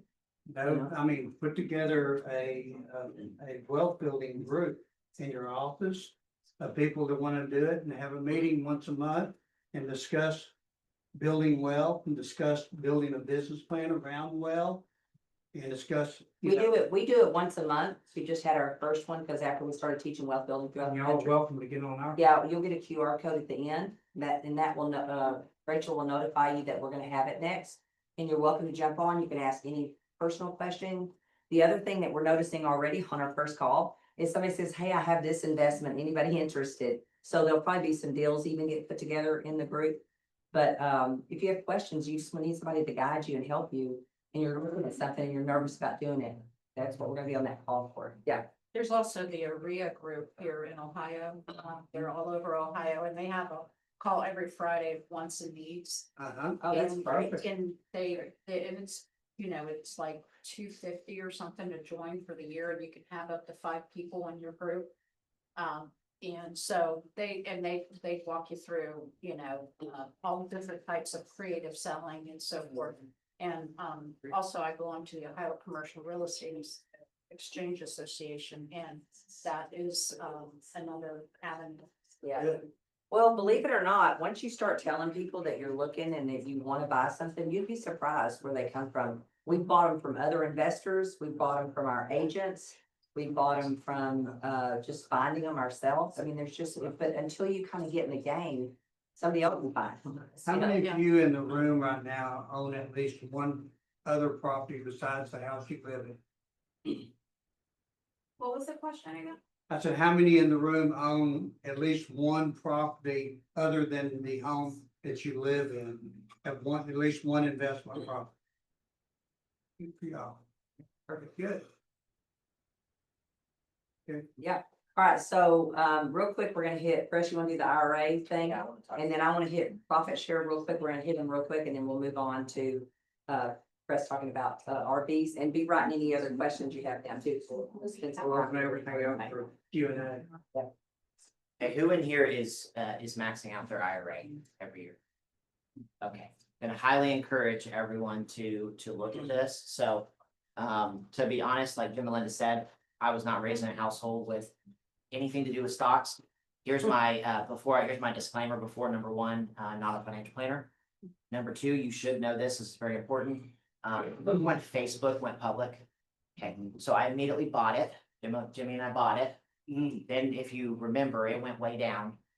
So we were really smart. We sold it. Hey, it's way up there. And I never bought it again. I just So- bought it again. Then yeah, that's right. And we'll see if it was a good idea or not. However, I don't know if y'all have had Myra Oliver come. We have Okay, via Zoom and So- then once at the board, so yes. so Myra is, Gary talks about picking your, pick your profits. It's what he says, like, who are the people you look at for different types of investments? Myra is my prophet of who I look at for investing in stocks and index funds. And so she gave me a great book called The Simple Path to Wealth. So please write that down. It's a little book. Put it on your list. It's very step by step. Now I'm gonna walk you through what that book talks about and then what Myra has been coaching me to do over since 2021. She's supposed to come back. She did the, what's the name of the book? I can't think of it right now. Down Home Money twice. She was gonna come back and do an investing one and she hasn't, so she Yeah. still owes us that. Good, get her on the schedule for this. This will be a little bit of, I'm sure what she covers. This is, in my opinion, the simple path to wealth, right? The easiest way if you want to have a very passive way to build wealth over time. So the book teaches that you are gonna go to a company like Vanguard. That's who I use. They allow you to invest in the stock market and index funds, things like that. So go to Vanguard, create an account, step one. Okay, step two is they have people there that you can actually talk to who will walk you through things. So the good news is it's not like, what the heck do I do now? But here's what Myra taught me to do. Open a Vanguard account. You have the ability to open a traditional IRA. For most of you, that's probably what you're going to do today. And you can talk to their consultants, make sure that's what you think you should do. It's what I did, traditional IRA. And every year the government allows you to max out that IRA tax-free. Okay, it's really deferred tax. You pay it at once you sell at the end. So it's deferred tax, which is great. It helps you on your taxes. And right now, it used to be 6,500, now it's 7,000. So that number kind of continues every few years. It creeps up a little higher that you don't max it out. So in 2021, I started doing that. And what the book teaches you to do is to max out your IRA. So I put 7,000 in January every year. And then I go and buy an index fund called VTSAX. VTSAX. That is the total stock market index fund. Basically, what that means is I'm investing in the entirety of the stock market. So in layman's terms, the only way I lose is if our entire market goes away. The likely, in my opinion, and the book makes the argument, the likelihood of that happening, our government letting that happening is it would crash the entire system. So unless there's a world war or something like that, it's a pretty safe way to invest with a pretty decent return. So if you look at the total stock market over the lifetime, it's like a 9% return. Interesting though, over the last 10 years, it's an 11.5% return. Okay, so what that basically, what I'm doing every year is I'm maxing out my IRA. I put that money into VTSAX, so all 7,000. And then I just do that every year for the next 35 years is my plan. So I'm going to read you my numbers because I just pulled it up while we're sitting here. These are, I'm not the sharpest tool in the box. So I started doing that for myself in 21. In 23, my my CPA said, so what was your IRA number? And I gave it to him, like, great, what was Anna's IRA number? Anna's my wife. I'm like, what do you mean? That is our number. He's like, no, you can each do it. Oh, I had no idea you could do it, right? We can do it. Dang it, I should have been doing that for the last 2 years. They are traditional Roth IRAs, like Roth IRAs, to where if you make over like $120,000 a year, you're not allowed to contribute to it though. Yeah, and that's if you do a Roth. I don't do a Roth, I do a traditional. Traditional, you can make as much as you want, do it. Yeah. Pre-tax. Yes. So the Roth is where if for those of you who have kids, I would start your kids on a Roth, right? And then there's some benefits to that. I'm not gonna pretend like I know what those are. So again, you can talk to their at Vanguard, they'll talk to all that stuff to tell you exactly what they think you should do. But because of my income level, I do traditional IRA. So max that out every year. I started in 21. I started adding my wife. So now I'm instead of 7,000, it's now 14,000. I do it every January, just get it done for the year. We have invested 65,000. That 65,000 has now turned into $94,366. It's a 17.3% return in that time period. So almost 30K in less than 5 years. Now, the other thing you can do, and I know some people who do this, it's your choice. Instead of investing in the total stock market index, they invest it in the S&P 500. All that means is it's the top 500 companies. And so they take the top 500 over time. Very slight improvement in putting your money there. I haven't done that just because the book said to do one way and I just haven't done what that is. That's the simplest path, but that is something you can do. Gives a slightly better return. And then what I wanted you to hear though is the power of the compounding. So for those of you who are in the room, who could do this play for the next 30, 35 years, if I do this, by the time I'm 65, that amount of money will be $6 million. So if you want this, again, the simple path to do that, that is a no-brainer, everyone. How old are you now, should do Fred? that. I'm 33. Started when I was 29. So by the time I'm 65, I'll have about 6 million, probably on the low end, 7 million on the. But you also have some rental properties. Correct, yes. The other thing I wanted to share is, and again, you do your own research. I'm very bullish on two stocks right now. I do. Does anyone think AI is going to continue and be a really big part of our future? Okay, cool. Does anyone think home robots in the home is going to be a really big deal in the next 30 years? I hope so. I do. I hope so. In fact, if you believe what Elon says that robots in the home could actually be the highest selling product of all. I'm very bullish on robotics and where that's going. If you had talked to my wife, she says I will not buy version 1, but I will buy version 2 or 3. That thing can do my laundry and clean the dishes and right, like she's probably gonna do that. So I'm pretty bullish on where that's going. And if you look at that, NVIDIA makes the chips for AI. So if you're bullish on AI, NVIDIA makes the chips. They're the biggest player right now, and then Tesla is doing a lot with the robotics. I own both of those stocks. I bought them in the last year. My return so far on NVIDIA is up 35%. My return on Tesla is up 40%. So just food for thought as you think about some other ways to invest outside of just real estate. And you do this with or without a financial planner? You do it through Vanguard I as do well? through Vanguard without, Okay, but they do have a team there and they'll help me. cool. And they're great. Okay. So. And I'll get on getting Myra back here too. Yeah, Myra. And I would definitely do that, get Myra, and then obviously if you can get a financial planner, that's a good thing. Just, I always say, look for one that has your best interest in mind. It's not just trying to sell you something, Yeah. right? Specific product. Okay, good. All right, if you don't have any money and no way to invest in anything, there's this amazing thing called profit share. How many of you even know what profit share is? How many of you get some profit share? Our region profit shared, $3.1 million. $3.1 million. Year to date this year. Year to date. So how much of that do you want, right? Because you get to decide how much you want. So the turning point for me with profit share was, I had a really bad day in real estate. It was like the worst. It's the one where you go, I don't even know why I do this. I pull out my resume and then I go, oh, I remember why I do this. Because I can't do anything else. But I thought, how do I speed up this wealth building thing that we have? And so we had a mastermind with Gary, because Gary's always met with his top agents. And at the time, I'm the #1 agent in the company.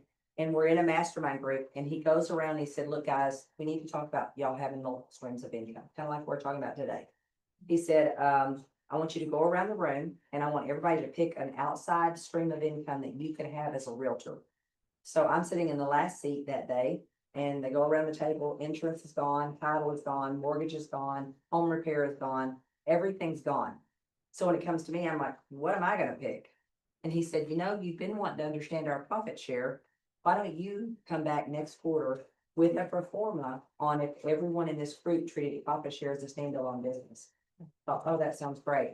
And then I very quickly realized, anything sounds good 4 months out. And then I thought, I don't even know where that money comes from. I have no idea. Does the agent give it? I mean, what goes on? But very quickly I went to learn. And I went to someone who knew profit share very well, said, I need help. I'll teach how to get 10+ listings a month forever for you, how to build a team for your agents, whatever you want. But at night, you have to help me understand how to deliver this performance to my peers, in 90 days. And so when I did that pro forma, I'd already said I wanted to make it, if I was going to do profit share, I want to make $1 million at it. But I didn't know how you'd make it. I didn't know how to build a plan around it. So he helped me build the pro forma, and it wound up when you get 20 people, help 20 get 20, have 5,000 total. That sounds simple enough. So that's what I started working off of. And when I did the pro forma, it came out exactly that way. The numbers showed that he was right on what it needed to do. So I did that pro forma. And then I realized that I'd have to have relationships in the real estate business. And thank God we'd already been doing that. We've been teaching other realtors. I've been meeting at seminars. Because when you build profit share, it's about you understanding and appreciating the other agent and seeing the value as much as you do your buyers and sellers. And most of the time, we think the buyers and sellers are the most value to us. And I'm gonna tell you, with that 16 million in a lifetime, I've made more money off relationships with real estate agents than all those buyers and sellers put together. And it's more passive. With the buyers and sellers, I'd have to go back out every year and sell a house for them or buy a house with them, whatever the situation was. So we just treated it as a business. And we started using that as a way that we could actually get some passive money also. And here's our kind of our key, and this is also how I built my real estate business to 200 transactions a year. So the same principle model applies. So the first thing you have to figure out is, who are you trying to serve? Who are you trying to be a hero to? So for me, I don't love working with brand new agents because I'm so frustrated by what all they need to know that I get overwhelmed, right? But you give me a mega agent or an agent who is probably really pretty successful in the business, and yet you think they don't have any issues, they do. I can help those people. I can work with those people. So I picked what we call the untouchables. People who are in the business that most people would say there's no way they'll ever join Keller Williams. Those are the ones I get the most energy from and I love helping. So I put 10 to 12 of those people on a list. And I'm constantly thinking about that person. What's their biggest value gap? How can I help them? How can I serve them? Because really, Joe Polish says that life gives to the giver and takes from the taker. And if you just focus on whoever you're trying to serve, what do they need and how do I help them? When you drop things into someone's value gap and help them, you create this amazing thing that Robert Cialdini calls reciprocity and beholdenness. And that human by nature is wired in such a way to want to give something back to you. So if I had an agent in this city and I was working for that agent, I would have been building a relationship with them, figuring out where their gaps are, where do they need some help, offering them maybe a playbook that Keller Williams has that would help them. Maybe take some notes from a class I go to and say, hey, I was thinking about you the other day. One of the things you said you really need to do this year in your business is get more listings. And I happen to be at a class and here's my top 10 ideas. And I thought, if you wouldn't be offended, I'd love to share that with you. I'm dropping things into their value gap, creating that reciprocity and beholdenness. Now a class comes along for Keller Williams that I think they would enjoy. And I say, hey, I was thinking about our conversation the other day. You mentioned you really want to learn to get more listings. I don't know if you'd be interested or not. We have a class coming, and I never say the words KW because it's not about KW. It's about that person and somebody helping them get what they want. And then when you have the validity, because when you have something someone needs that creates validity, they take your call, they have the meeting, and when you eventually ask them to come to something, they come, right? And then you have put enough time in that, and over time, that's exactly how we've gotten to 16 million in profit share residual. And this is the same formula I use to list 200 houses a year and sell 200 homes a year. I find the people who had a need, I would prove to them my validity, put things into their value gap until they were ready to do business, and then get them to believe I was the answer to what their value gaps were. Pretty much investment formula too. Yeah, absolutely. Would use it for, if I'm going anywhere to do anything, when I started coming up to Ohio to build Ohio Valley reason, that's exactly what I fall back on every single time. And that's the kind of Cliff Note version of it. But here's the reason some of you don't do it. One, you think you either have to work on your real estate business or profit share. And it's not an either or, it's an and. How many of you, a lot of times when you're doing a transaction, has another agent on the other side that's not with KW? You always have an opportunity to work on two streams of income instead of one. Some think you should have got here sooner. Chris has his little friend that grew up in our house. Not so little anymore. No, he's not. He's little to me though, because he's little Nick. But he decided to work on profit share. President's best friend since he was 3 years old. Yeah, and he thought he was gonna love selling real estate, and quite honestly, he wasn't that great at it and he didn't love it that much. So he said, well, maybe I'll just try buying houses and then working profit share. So in 5 years, he went from 0 profit share to $50,000 a year in profit share. Wow. So he treated it as a true business, right? And he didn't think, oh, well, the McKissack's got there sooner, that's why they have so much. He has even referred agents to me that Yes. are doing this stuff. Yes, yes. That's using Press's system for new agents, but yeah. I'm not a recruiter, fantastic. None of us are good enough to make a seller sell, a buyer buy, or an agent join. Don't even try. You have to help them find what it is they need. If they have the motivation, they'll buy. If an agent has the motivation to get their goals met and their dreams met, and they think KW can do it for them, they'll join. You don't have to be a recruiter. Matter of fact, trying to be a recruiter is what causes a lot of people not be able to do this. It's too late for me, it's never too late, and then I don't understand profit share. Good, because all you have to understand is another human and what they need. Understanding profit share never comes up. Because it's not about profit share, it's about what do they need, how do I help? How many of you got a tool yesterday at Jason's deal? That you could use? Another agent could use it too. Okay. Gonna talk about this.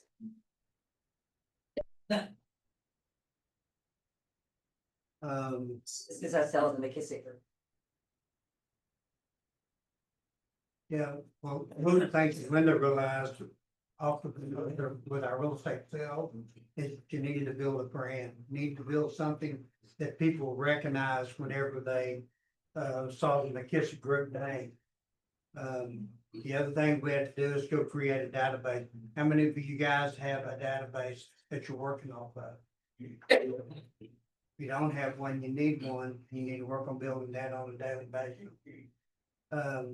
We built a seventh level team, and we joined Yellow Williams, we were at level. Yeah, we didn't even know there was such thing as levels. Gary explained it to us. Then she found Brad to actually take over the business. We sold the business to him about, 20 years later. yeah, for $1.1 million. And remember, we told you we created those golden handcuffs with Brad, we bought those rental properties with him. Well, Brad, he's kind of got a little bit of that DMD disease money too, and he spent a lot of his money, but he had equities in those properties. Whenever he went to and asked to buy the McKissack Group from us, he said, how about if I traded some of the equity in those properties and stuff as a down payment, and you guys finance the deal for me with the McKissack Group? Well, we were trying to move that McKissack Group from the earned income side to the passive income side. And so we said, sure. So we took the equities in some of those properties, and then we financed at an interest rate the rest of the company. And to be honest with you, he's still paying us that money today. And the reason we sold it, because Warren Buffett says the great time to sell a good asset is never. But the reason we sold it was and it was hard, it was a real hard decision, even though he'd been running it for 20 years. I'd been coming up here to build Keller Williams in this area. And over time, we had to give more and more split to him, bonuses on the profits and stuff. That eventually it was the least amount of money we were making from anything. So we either needed to part ways, which was gonna be kind of hard because he was Jimmy's brother. And he had worked it for 20 years so that I could go do other things and Jimmy could go do other things. So we felt like it was only right to go ahead and sell him that business. And it's still a stream of income to us today. So your business can be, if you treat it like a business, it could be an asset that you either sell to somebody or turn over to someone and you still get passive The income. other thing you should be doing also is look around for people that may be interested in selling their business or turning their business over to you. There's gonna be a lot over the next few years and even happening now. A lot of people are getting out of the real estate business. NAR in September lost 4% of their agents due to retirement or just getting out of the business. A lot of those 4% that got out had businesses and databases that would have been worth buying. Yeah. Working out a deal with them and paying them a referral fee. If you had been in relationship with them, they might have thought to call you. But because we don't treat those relationships with high enough value, we don't see any opportunities with other agents, but there's plenty. Buy their book of business, pay them a referral fee, let them go on to Florida, and you've got that business you can fold into yours. You know, Linda, something that Jason Abrams said yesterday that resonated with me about himself. Is he said when Gary hired him, he said, he's young, he says, kid, you're gonna tap out on what you can earn from me in a salary. So he helped him by creating his own portfolio to invest in real estate and build wealth. So some of you that have teams and teams that you know, you're paying people at a high level to be on those teams and that sort of thing. There's more than one way to pay them. So you can help them build their track and their plan, which all goes with this. And so what you said just made me think of that, because there's, you said that Brad was, you know, gonna cap out. Yeah. And instead of parting ways with him, what's another way? So, you know, selling your business to them or setting them up for that, or having them build a portfolio that's in conjunction with you. What was the reason about Brad is high behavior and Linda is all D behavior. So when Linda go on a listing presentation, it was strictly, you know. Press hard for Yeah, press hard, 4 copies, sign it, and I'm gonna. How fast can I get out of here? Brad, he sell and tell. He'd go in there and it was an hour and a half presentation. And, you know, tell him how great he is, and how great the McKissack group was. Linda had a problem with that, because she wanted Brad to do it the way. I had done it. And so she went down to her coach, was Gary Keller at the time, said, I don't know whether it's gonna work out with Brad or not. This is just really, you know, he won't listen to me to do it the way that I want to do it. And Gary said, hold it. Wait just a minute. Let me ask you a question. How many listings is Brad taking a month? He said, what is your standard for listing? And Linda goes, standard. Gary said, yeah, how many listings were you taking? Brad came in there to replace you. Linda said, about 18 a month is what I was taking at the time.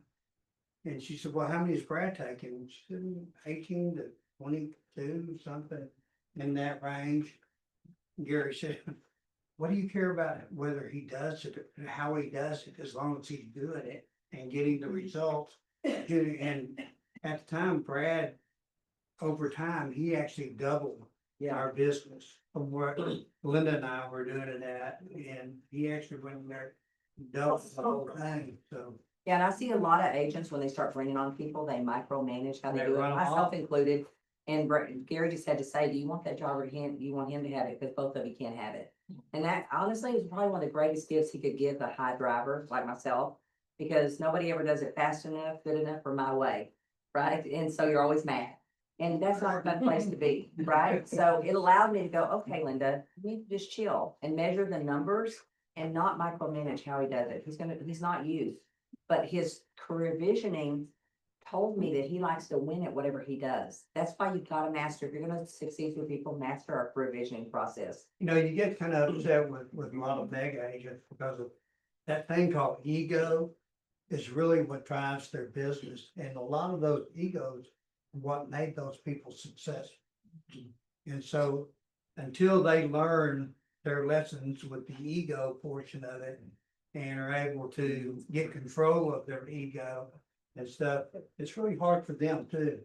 To piggyback on that, and I know this is a bunny trail, but I think it's perfect timing. Where do you think the best places are to find talent? Everywhere.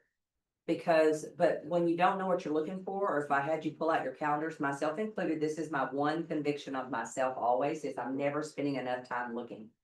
I'm complaining that I don't have it and I need it, but I'm not spending enough time looking. But first of all, you got to understand what you're looking for. What is the language? What is the speed? All of those things. And that's why going to career visioning 15, 20 times is so valuable. I mean, there are business people that would kill for our process. But what you learn each time is there is a difference between talent and non-talent. And when you start recognizing that, then you start noticing traits or things in people.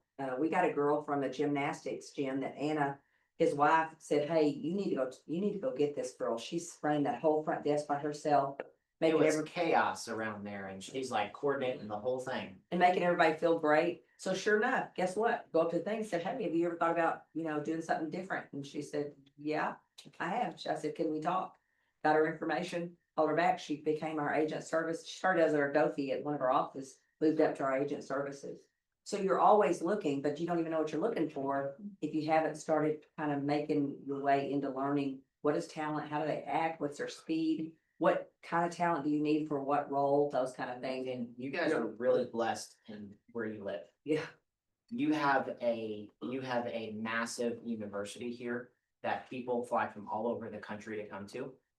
And there's talent that graduates every year and that attends every year and is looking for opportunities, internships, jobs, part-time jobs.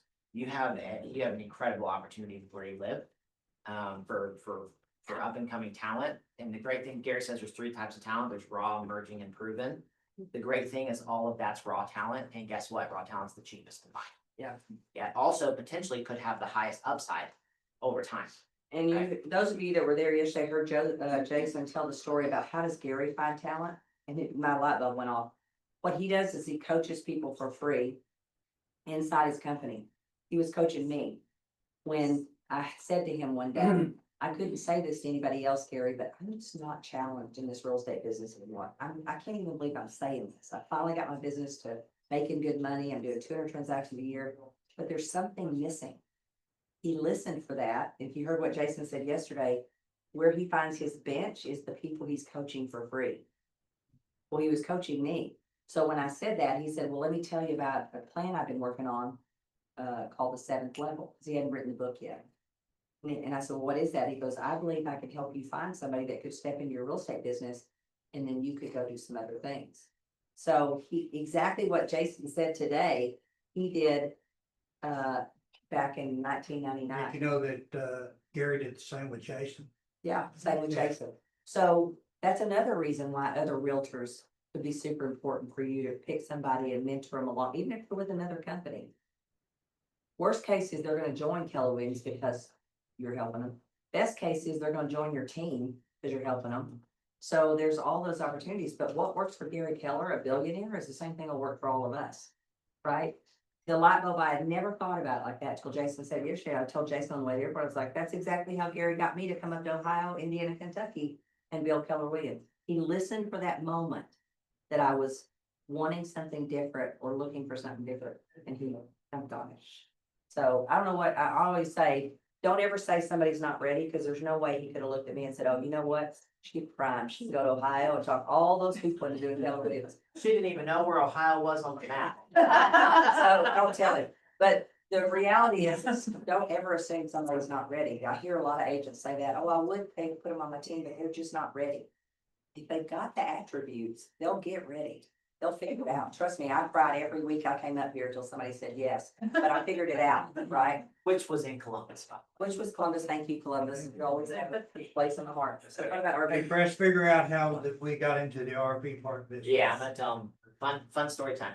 So we spend, Jim and Linda have a house in Whitefish, Montana, and for the last 4 or 5 years we've spent Christmas there.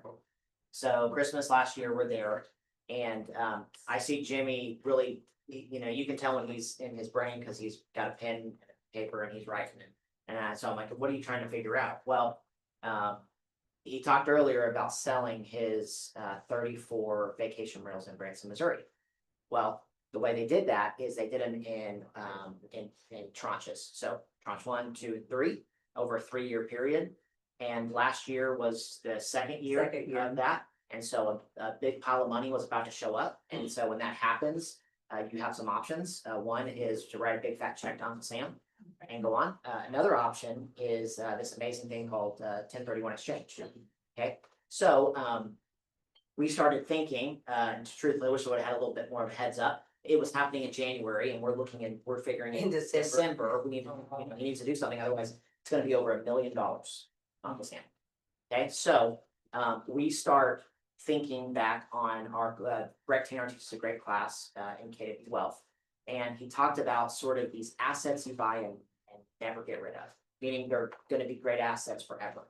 And in those, you had RV parks, self-storage, and then obviously some sort of planned development and something.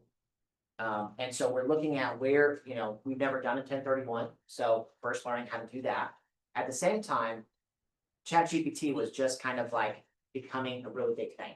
And so I was teaching Jimmy how to use it. It quickly became his best friend. And pretty cool story. We knew absolutely nothing about RV parks at Christmas 24. By February, we had purchased an RV park in Branson, Missouri. 100% because we, in a 1.5 to 2 month period, dug into ChatGPT and had it teach us what we needed to know in order to be knowledgeable enough to kind of know what we were doing to buy our first RV park. Pretty cool. If you think about that for a second, you have at your fingertips, basically the best investor in the world in your pocket at any time to help you analyze a deal, figure out what you need to do next. It is an incredible thing. One thing I love. It would have taken me at least a year before I would have been willing to invest $3 million in an RV park. So if you, does anyone have Chat GPT app? Okay, if you don't, you should get it. Or whatever one you use. What I like is that I've just used chats for the game, so it's my one that I go with. One thing they have, I don't know if you know this, but there's this little icon on the right-hand side. It's black. It's like a black circle with white in the middle of it. If you click that. Hey, chat, I am gonna have some 1031 money coming here in the next few months, and I really would like to learn more about RV parks as a possible investment. I have a 30-minute drive between listing appointments. Will you help me over the next 30 minutes just learn what I need to know to just be knowledgeable enough to start looking at different types of RV parks? That's what it said. Absolutely. I'd love to be your co-pilot on that drive. So let's dive in. When it comes to RV parks as an investment, there are a few We're not gonna listen to that. considerations. But I want you to know, But you are on what you're listing appointment. what I want you to know is what you have in your, doing here does a lot of drive every goes up. You have in your pocket the ability to learn anything you want to learn about any investment type. So that's basically what we did when we were in Montana and then when we came back after Christmas. And that gave us enough knowledge to kind of know what we were looking for. So we've identified some properties. Branson, we were looking at developing one, so I'll kind of go through. I already talked about this, basically leverage ChatGPT, search for the ideal property.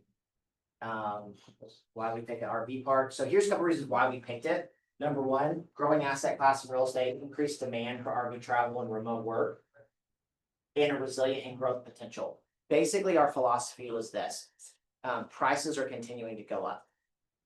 People, in my general, our general opinion, philosophy is that the idea of freedom will never go away.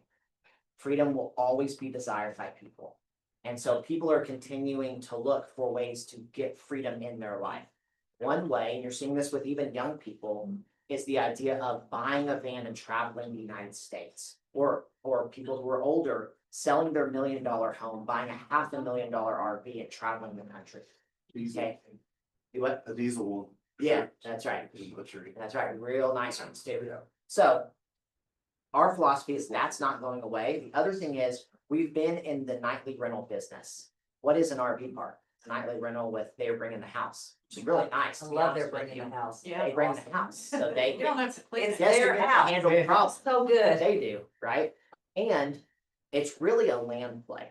If you look at RV parks, you're buying land, and especially in Ohio, Indiana, and Kentucky, there's a lot of amazing land opportunities here that over time will continue to just increase in value. Land value is not going to go down. The prices we're seeing, I was back in Texas, and we've been looking at properties. Jimmy, that piece of land that you bought in Sanger, Texas, what did you buy it for per acre? 8,000. 8,000. And what year was that? Probably 2001, 2. Okay, so 8,000 an acre. Today, that land, Jimmy, what did we figure? How much per acre? About 125,000? Okay, so perspective, right? Fully loaded. So what's nice about an RV park is eventually the highest and best use may no longer be an RV park.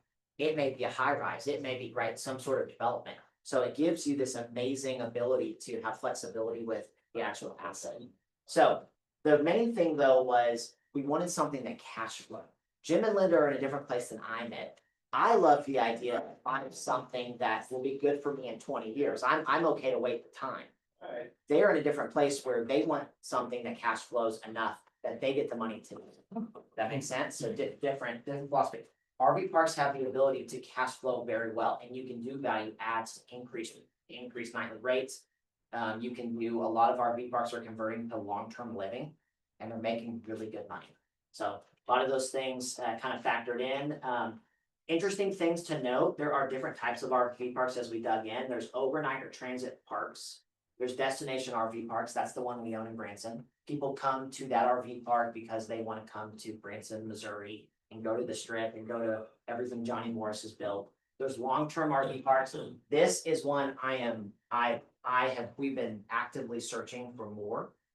And to try and find one that we can do at a long-term living community, because they're just great assets and they're making a lot of really good money right now. People are really enjoying living in RV parks, campground RV parks, and then luxury high-end RV resorts. The luxury ones are the ones that are selling the lots. Correct. The interesting model there is, some people are now actually owning a luxury, usually a destination RV park, so think like by the beach. And then they are selling the RV space to an end user, someone who owns an RV, to buy it as both a place they want to go to, but number two, as an investment opportunity. Then what they do is they turn around so if I own the RV park and let's say you had an RV and you buy the spot, maybe I sell it to you for $100,000 for the spot. If you, whenever you want to come, you can come. There's probably some sort of HOA fee that you're going to pay per month. But on top of that, if you don't want to come, you want us to rent it out, we'll rent it out and I will take 30% of whatever it makes and you'll get the rest. To be like a management company running a nightly rent. Yeah, except you're managing space. And the numbers on that model are really It's good, big. really good.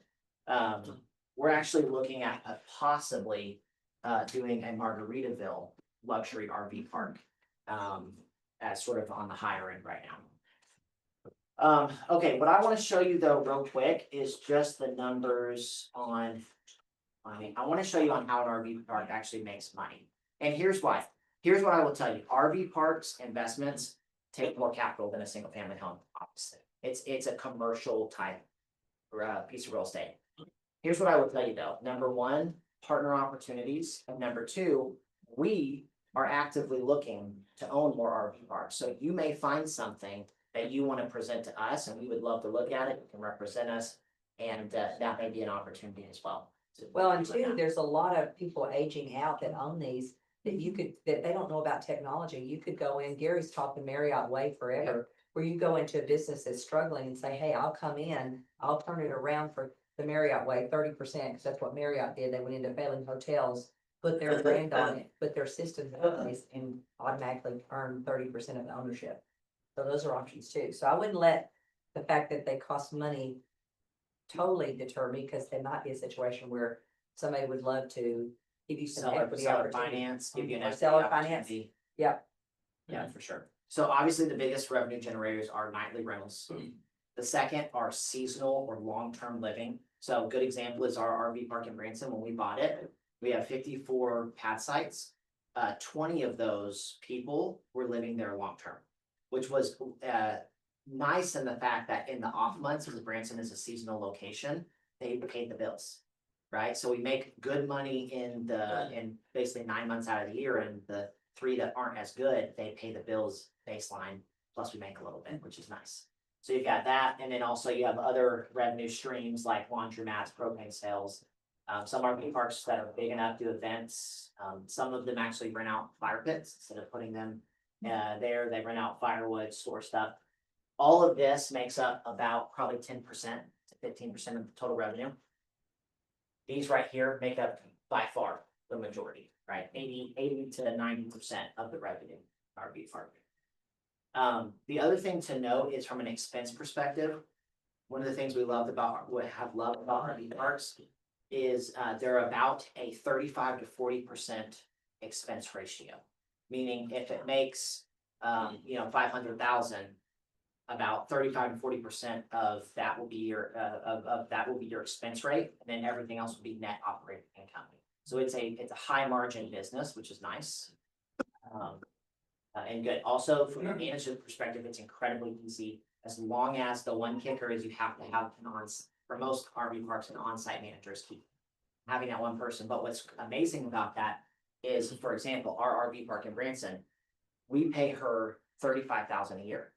And you would think, wow, that's maybe really low, right? Well, the reality is, she doesn't pay any rent. So she lives there for free. She has her own RV. She lives there for free. So that adds up, right? When you think about that, we pay her Wi-Fi, we pay her electric, all those things are covered for her. And so from that, if you actually run the numbers, it's about a $50,000 to $55,000 income that she makes by living on site and saving, by not having to pay any of her own living expenses. And she's from Columbus, Ohio. Yeah, that's true. Okay, so I wanted to share this with you. If you ever want to know more about RV parks and as an investment development, you find a piece of land. This is Ed Bridgman. I think Linda connected us to him when we found a piece of land in Montana we were looking at developing. And he is an amazing human. First off, he owns an RV park in Alabama, and he's a consultant. And he was so- flying up to Indiana this week to look at one, because I was setting up a call for Jim.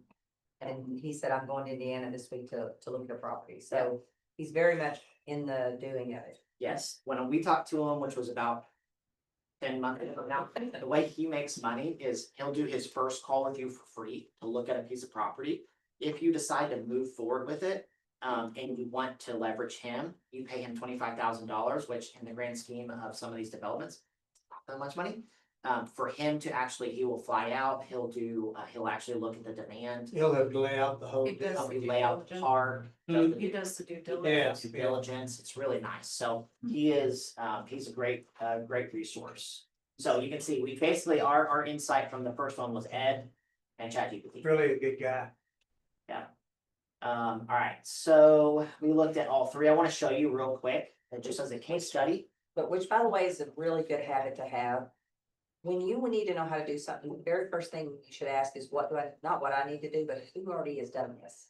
Because especially inside KW, we have so many people willing to share and they've already done it. So ask who's already done this so I can shorten my learning curve. Yeah.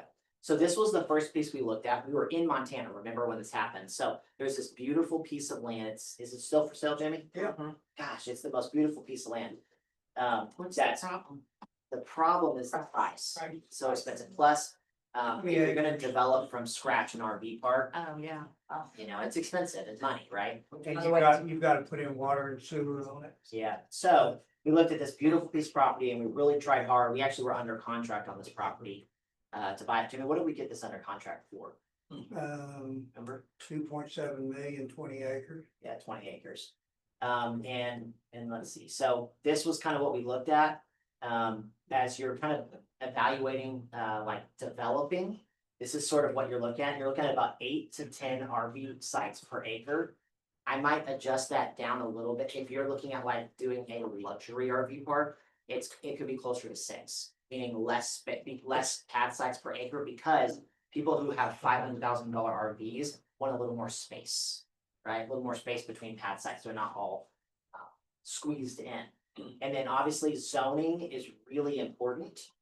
Even if you can, fit however many spaces, you gotta make sure that's zoned the right zoning to be able to do it. Water, Jimmy already said this, water, sewer, electric is a big deal. And then amenities, what amenities are you gonna have? Usually you're gonna see at least a clubhouse, some version of a store. Nicer ones might have a little room for a gym. Or workstations, people can drop in and work. And then obviously a laundromat and restrooms. So these are the hard numbers that we looked at. So we were gonna buy the land for 2.75. We were gonna sell off 10 acres in the back for 1.5 million. And we were going to develop the other 10 acres basically on the property. And these were some of the numbers we were looking at. So about, once it's built, about 1.8 million in revenue. We were factoring a little higher on our expenses, about $1 million a year. You probably have adjusted that down a bit, knowing what we know now, but an NOI around 700. Okay. Which would be about a 9.6 cap. Okay. Net operating income, right? Yeah. Okay. Yeah. Again, these are fictitious numbers. These are what we This is what they're gonna estimated, do. just to see if we could even do it. So really, the reason why we didn't do this project is because of this right here. Yeah. $7.4 million is what we have to invest to get this one off the ground. And the other And thing, when you look at that, it puts you at a cost of about 93,000 per space. that's really high. Yeah, for example, we're looking at, Jimmy, what did we say? It's about 60,000 for the Margaritaville RV park, 60,000 per space, and that's a luxury RV park where we don't have to build rooms. Yeah. Where would that be? What state? Branson. All right, so we did this one, Now let's look at Missouri. This is the one we purchased. So this is the, and I don't even know if I have our updated photos on here. These are probably our old photos. But this is the Stagecoach Campground. We'd love to have you come in. So you got a poster on We the even lake? have, it's really cool. We even have, it has a covered wagon. It has a bathroom, a shower inside the cover. It's really cool. It's got a bed, it's got a queen size bed and then bunk beds in it. Yeah, so you can see it here. This is really the layout of the park. 50-something, 54 sites. You have the office here. We have a apartment, two-sided apartment here. We have right here is the restaurant. We don't run the restaurant, but we own the real estate. So the building. And the building. And we've got the pool, and then we've redeveloped all this, added a commercial playground, a gazebo, things like that. But I want you to kind of see the numbers that we looked at. So purchase price on that was 2.3 million for an already existing park, right? Which there's value to that. You know, it's been around for 40 years. That park, We're gonna go people are gonna keep coming back to that park. And Okay, it was small enough to cut our teeth on. It wasn't a huge one to us learn everything we need to learn. so in my opinion, Yeah, we were a little bit. we were, knowing what we know today, I would have loved to have gotten this for a better price. 6.6 cap is not what I would wanna look for Did we today. look at an 8 cap? An 8 to 10 is more of what I would love to try to find an RV park today. Because that just means, again, Jim and Linda's perspective, they get their money back faster. That makes sense? Okay, the lower the cap rate, the longer it takes. The way you figure cap rate, for those who aren't in commercial, you take your net operating income and you divide it by the purchase price. That gives your cap, And it's it's so- basically your no rate of minus. return. It's how Yeah. anyone who's looking at an RV park is gonna measure whether it's a good deal or not. Okay, so anything, I would look, anything 8 or higher is definitely something that I'm gonna look at and figure out, is there value adds I can make? I increase their nightly rates. You know, what's it located around? What are the amenities, things like that. Which based on your new numbers, is that? So these are off a little bit from where we are today.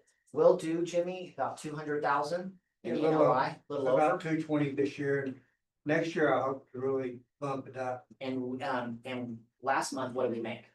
28,000. 28,000 last month from the RV park. So Okay, you're at 9.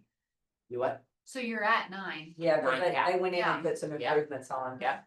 And our return guests are up because we put about 700 back into it. We paved the whole thing and Yeah, so I wanted you to see that, just to kind of see the difference between evaluating the land development of maybe an RV park or maybe doing one that's already existing, right? and What that looks like. So again, what I would tell you is RV parks are great investments.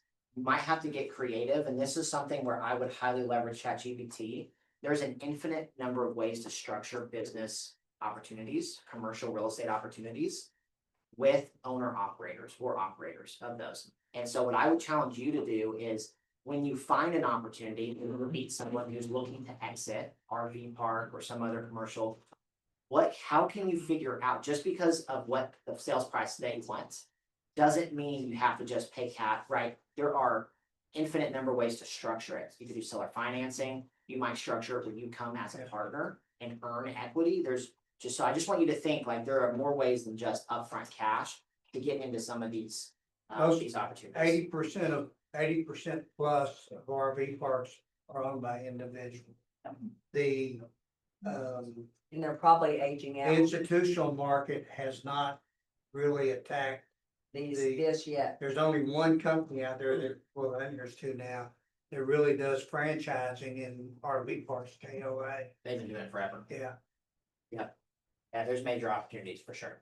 All right, so we're gonna open it up to questions, but first want to give Want to you get the reading list? give the reading list, and then also I'm gonna give you a QR code.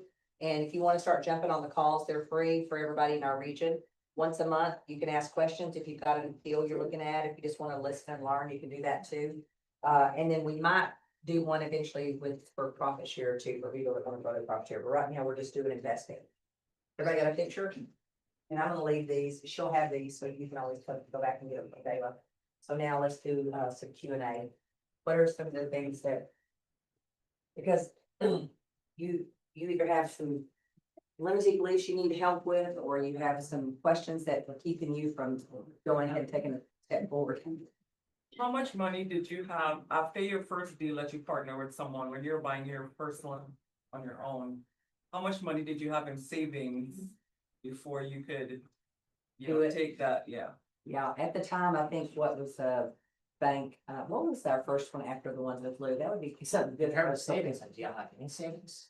No, we have no savings. Very little. Oh, yeah, No, we did that's from the the, first- oh, yeah, I thought you meant, yeah, we had it from the 15%. You mean, like, you're trying to be risk avert, right? So you're afraid that Well, you You wanna know would how much have- money we had when we didn't have Lou as a partner? Right, How much yeah. money did we put down on Before, our because I first? know you enough to were, make the down payment. Yeah, and at the time, it was probably 20% maybe, because it wasn't a foreclosure, so it would have been probably 20%. It's probably $100,000 house on average, somewhere around that area. Now, Remember, this was back in the early nineties. Today, that house would be good. yeah, and a lot of ways we see people doing it too is buy a smaller house when you buy your first house, live in it for the amount of time you need to live in it.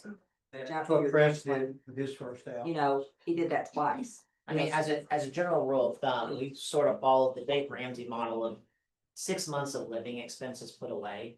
And then everything on top of that. right, that's what. Okay. Everything on top of that, you're gonna put towards, what Jimmy beats over my head every day is, what, you wanna tell him what you told me? I told Chris, you need to be in debt up your wazoo right now at your age. Good debt, Right now, good debt. You're sitting around here with a big chunk of money sitting in the bank right now, and it's not earning you anything. I mean, I was looking at, whenever you were giving the example on the IRAs and stuff, I looked at the 64 properties that we have. Right now, those 64 properties are worth $22.4 million, and they're paying us about $800,000 a year in income. So comparing those two investments and stuff, put your money in there. If you're not gonna do anything else, put your money in the IRA like that. But if you really wanna make real money or big money, then put it in real estate. The other thing I did forget to mention on the IRA strategy, the whole purpose of that is by the time you're 65 or whatever age you're going towards, it's a 4% rule. So ideally, you can pull out 4% per year of that money over time to live on, and that gives you, for example, with the 6 million, that would give you 4% a year would be It'd be 240,000. That would give you 25 years of extended times to have that much money every single year. So that's hitting the $250,000 Yeah. passive income. Yes. And because we've lived through so many graduates and suddenlies, we still think a suddenly could happen over there. So we're adverse to that because we think, I've seen stock markets crash, you know, people lose everything. So you do everything. Cause you never know when the next industry is gonna be the one that goes down and you're gonna be in it. Two questions. First question is, I know you said you went and partnered with somebody. What did you bring to them when you were going to them saying, hey, I want to partner with you to invest in real estate? What I bring to the table. What did you bring to the table? Did you have a business plan? Did you Yeah. have? Well, the first thing is we had a great relationship with him. That matters. Second thing, she brought the deal. Yeah, and I brought the deal and I said, all I got, Lou, is my commission and I'll throw that in. That's all I had. And he was willing to do that. I just was honest with him. I said, look, we can't go to the bank. We don't have the money. But if you'll do the deal, pay you a fair market amount for you and your sons. He to did fix the it up. repairs on He the did the house. repairs, so we paid him for it, not astronomical, but we paid him. And then, I threw my commission in, 'cause that's all I had. And then at least my next question is, what made you pick him out of everybody that you probably talked to or knew, like when you're looking for that business partner or that investment? Well, I knew he had the ability to fix it up and I just had done enough deals with him. And sometimes when you work with builders, they think they're the only ones that should make money. And he was always so good about wanting me to make money too. I just knew that I trusted him and because that is a great thing to figure out before you go in business with somebody. Who are they as a human? So I knew him as a human first and then I just felt like he would say yes, right? But here's the thing. You know People like what's not Jimmy and I, smart that we did is we did the deal with handshake. yeah, Literally a handshake with the builder of that and what we agreed to. And she had enough confidence in him and his integrity by his past performance, the way he behaved over time. And it worked out great. Now, I wouldn't recommend that to anyone in this room. If you're gonna do a deal, I would put it in writing. get everything. Exactly what you. We've had a few hard knocks since then, so we've learned. Do as I say, not as I do. Yeah, Yeah. exactly. Well, we've learned, unfortunately, the world teaches you every day. But the other thing too is, there's a lot of people like Jimmy and I, we're boomers. we've got cash. These are for flips. We've got the cash. We'd rather have the foot soldiers out looking, right? So you go find people like us that you see farther down their lives thing and career and they got money. And that money's sitting in the bank making nothing, right? Could be a relative, could be just people you know. But You there's go find a deal on the money. the money will show up. And don't devalue your knowledge of finding the deal. That's the hardest part for most people, not for you, because you're in the business. And every listing you go on, you should say, is this something I want to buy first? That should be the first question. And I would be open with people. There's nothing wrong with saying, hey, I'm gonna look at this property and either it's gonna be a property that I would like to buy, take off your hands so you don't have to go through the hassle. Or I'll tell you that you can get more money by going to the retail market. You don't let it out there as one of the options. You're the only one who feels You bad would about not it. believe the number of people that'll trade time for money. Yeah, all day. We think they won't, but they will. They'd rather just, I don't want to do the hassle, you go ahead. Linda, one thing that we're seeing, because prices are different today than they were when, Jim and Linda, I mean, here, you still have some homes that are 100,000, or less. I bought 3 properties last year in Ohio. One of them was for $80,000. Cannot believe I found a house for $80,000. But we did. You still find good prices. What'd y'all spend on rehab on that house? 15,000, I think. Wow, wasn't much. Yeah. But my point is, where I'm seeing people get in today into being an investor is actually on the flip side of things. There's great money that you can make in flipping. And so what I would challenge you to do is go find who is already doing flipping and go learn from them locally. And get in the game yourself on doing flips, because That's where you get the money. here's what that creates. Number one, it creates money for you for down payments for you to hold some of those properties. Number two, because you're marketing for that, it creates deal flow for you to be able to get not just flips, holds, but also listings. Because what you're gonna find is 8 out of 10 of those people would be better off to list on the market than they would be to sell to you or to someone else. So I'm seeing a lot of people today get into the investing game from the flip side perspective, because there's more margin in it and they can make their money, they can make the deal bit better. And then from that, they're seeing, oh, I could actually hold this property instead of flipping it, so I'm gonna hold on this one, right? Or they wait until they get enough money from that to then hold a couple. Yeah, because even if you had to put more money down, somebody else is dropping money in that piggy bank every month for you paying off an asset. So even if you had to, put whatever amount down to make the numbers work, it's still worth it. Because odds are, the history tells us it's gonna appreciate. Linda shared about Nick, my friend. I had a conversation with him last week. He went to 3 different houses last week because he spends his time investing in Texas. He went to 3 different properties, saw the same guy at all 3 properties. So finally they're like, the guy turned around and said, following me, like, what is going on? And sure enough, he does what Nick does. He's an investor. Here's what's interesting though. He doesn't flip up a single property. He does not fix up a single property. He holds up somebody else. Here's what he does. He does buy it, but he has some basically a network of investors. He has a network of also some hedge funds. And last year, he said he does 90 to 100 deals a year. He made $900,000 last year without fixing up a single property. Just And by passing a lot along of to them the he didn't even investors. buy. He went in there and put them in contract, and then he Found the buyer. he found the buyer in his investment pool that he had. And he wholesaled the house directly to the buyer and just exchanged the contract. Yeah. Without having to close anything, no closing costs or anything. We just did the same thing with Nick. Nick found a property and we paid him the $25,000 finder's fee and we just kept the property. So we'll So, make $100,000 on that on the flip. yeah, we're just gonna wait Flipping it? till. I don't know. Probably holding it. Yeah, Such a we're good probably gonna house. rent it out for a while till we. know the Good time house. goes. One It's a great one house. thing about in Ohio, they are gonna pass a law about wholesaling, that you have to disclose to the initial buyer what we're making on the deal. So that is, and like. Now, but if And it's hard to wholesale if you have a real estate license in Ohio. Right. Yes. Legally. So, That's good. And title companies will only do certain types of deals with that, so be careful and make sure you're doing reputable stuff. Yeah. So is it a problem if they buy it though? and then flip it. I mean, they can buy it and they don't have to disclose. it, Right, but if they're the wholesaler in the Right. middle, that's where. But what again, going back to his point, and a lot of these properties, he is actually buying them. He is buying, but he already, he already has his buyer. He knows his So it's buyer. on the simultaneous other end. closing. Right, so he's closing and then he's closing. Yeah, the house that we just bought, bought.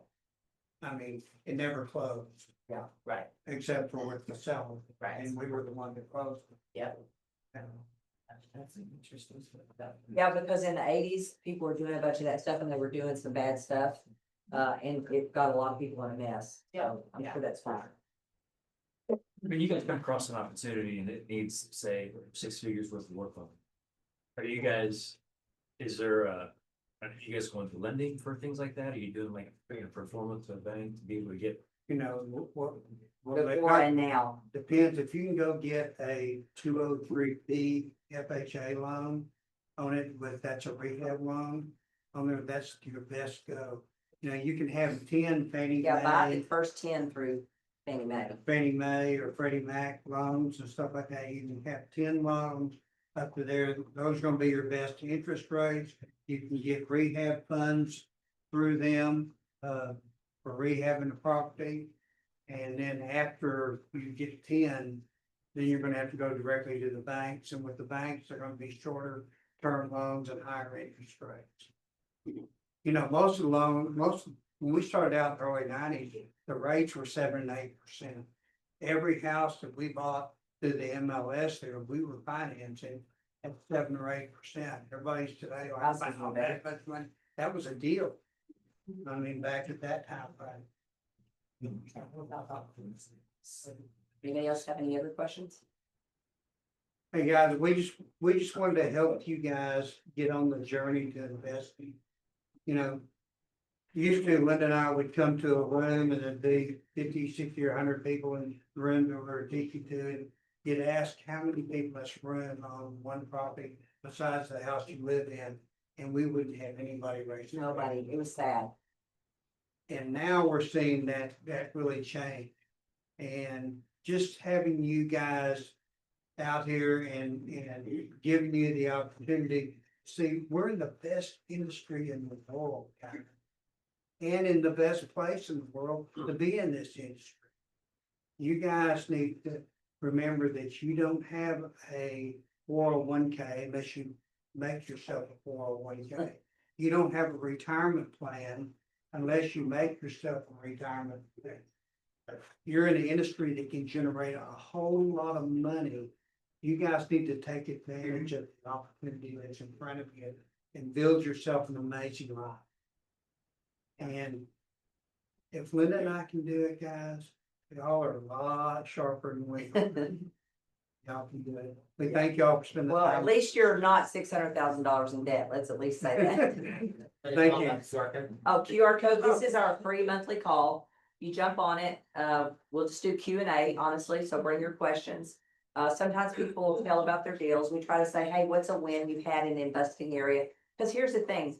If we don't keep talking about it, you'll get back busy and you won't do it, right? So we're gonna keep the conversation going because when I leave this world, I want to leave that Ohio, Indiana, and Kentucky agents are the best lives, best wealth agents in the country because I came here in 2000. And to leave here and to not make you think about this on a regular basis, that would really break my heart because this isn't a hard industry. You work hard for people. You should have something when you get through that you're rewarded for it. And this is the way you do it. And by we keeping this want to on hear mind. your stories, guys. Yes, the calls, wanna we hear start what with you're- stories. We start with your wins and then we'll go to Q&A and then sometimes people present deals too. Yeah. This, work? it led you a link tree, so which thing do you click on? That was the same question I had. Okay. I don't see it on there, so I'm sending the link to. Rachel's the one in charge of it. So they'll just push it out. Thank you for telling us that. You're welcome. Thank you, Rachel. Thank you, Rachel. And everyone needs a Rachel in their life. And Yes, as they say, do. she is Yeah. amazing. Honestly, besides houses, amazing people is the best investment you can ever make. It's so much better than houses, but it's harder. And so most people don't want to stick with it long enough to do it. When you find one, and work life easy, like Rachel makes our life easy, it's like, oh man, what did I ever do without one? Also, if you guys go out and you find yourself a deal, especially if you're on your first or your second deal, and y'all need some help evaluating the deal, we'll be more than happy to help you. Yeah. We would love to see you get on getting on the journey of investing. Activity breeds activity. Yeah. And getting on that wealth building journey, it just compounds and compounds and compounds. Warren Buffett says the number one advantage that you have as an investor is compounding. And you could go out and teach this as you're learning. One of our best investment opportunities was the cabins in Branson. We got, because we do this for our local market centers in Texas, and someone brought their stay-at-home mom friend, and she started investing in real estate. I said, let's have coffee. You followed our model in the whole. Yeah, and so she said one day, hey, I bought 8 properties, and I thought, oh, this girl's sharp. So we started meeting for coffee. 8 months later, she said, I've short sold 2 cabins in Branson, Missouri. Do y'all want to buy one of them? I can only afford to buy one. You just don't know. That relationship turned into $20 million. Yeah, that's the one that we're selling the last 3 years. This January will be our last proof of sales, and we still have some cabins up there, but, so that's by giving, just serve other people, and you learn. When you teach people, you learn better. So, I mean, book your first investing seminar before you even know what the heck you're gonna teach, and then I promise you, you'll figure it out. You'll be calling us or Dayla or somebody, help, I got all these people coming, I'm not really sure how I'm gonna teach them, but you'll figure it out. So, and that will force you to stay at the top of mind too, and you never know, one of those people might bring you a deal. Or be a partner. That's how I would find partners. I would start teaching it. Invite other people, because some of them might say, you might say, hey, if I find the deal, would you partner with me? They might say, yeah. You know, we would. So I know if we're out there, other people are out there. So just keep it top of mind. Before we properly thank Linda, Jim, and Press for coming, Kathy Motzinger, will you come up here? Kathy's brought lunch for all of us, so I want her to be able to say hi. All right. I Get here. want to tell everybody hello, and I'm glad I'm here today, and just also to let you know that, it's getting busy out there, and rates have gone down some, so please remember us for your residential refis, commercial deals, 1099s, construction loans, all that good stuff, we can do all of this. Awesome. Everyone exchanges. Yes, and very good tax. That's awesome. Good deal. You need partners like Kathy. That's exactly what you need. You know, guys, I don't know about you, but like I said, I learn something every time I hear their story, what they've done, what they're doing,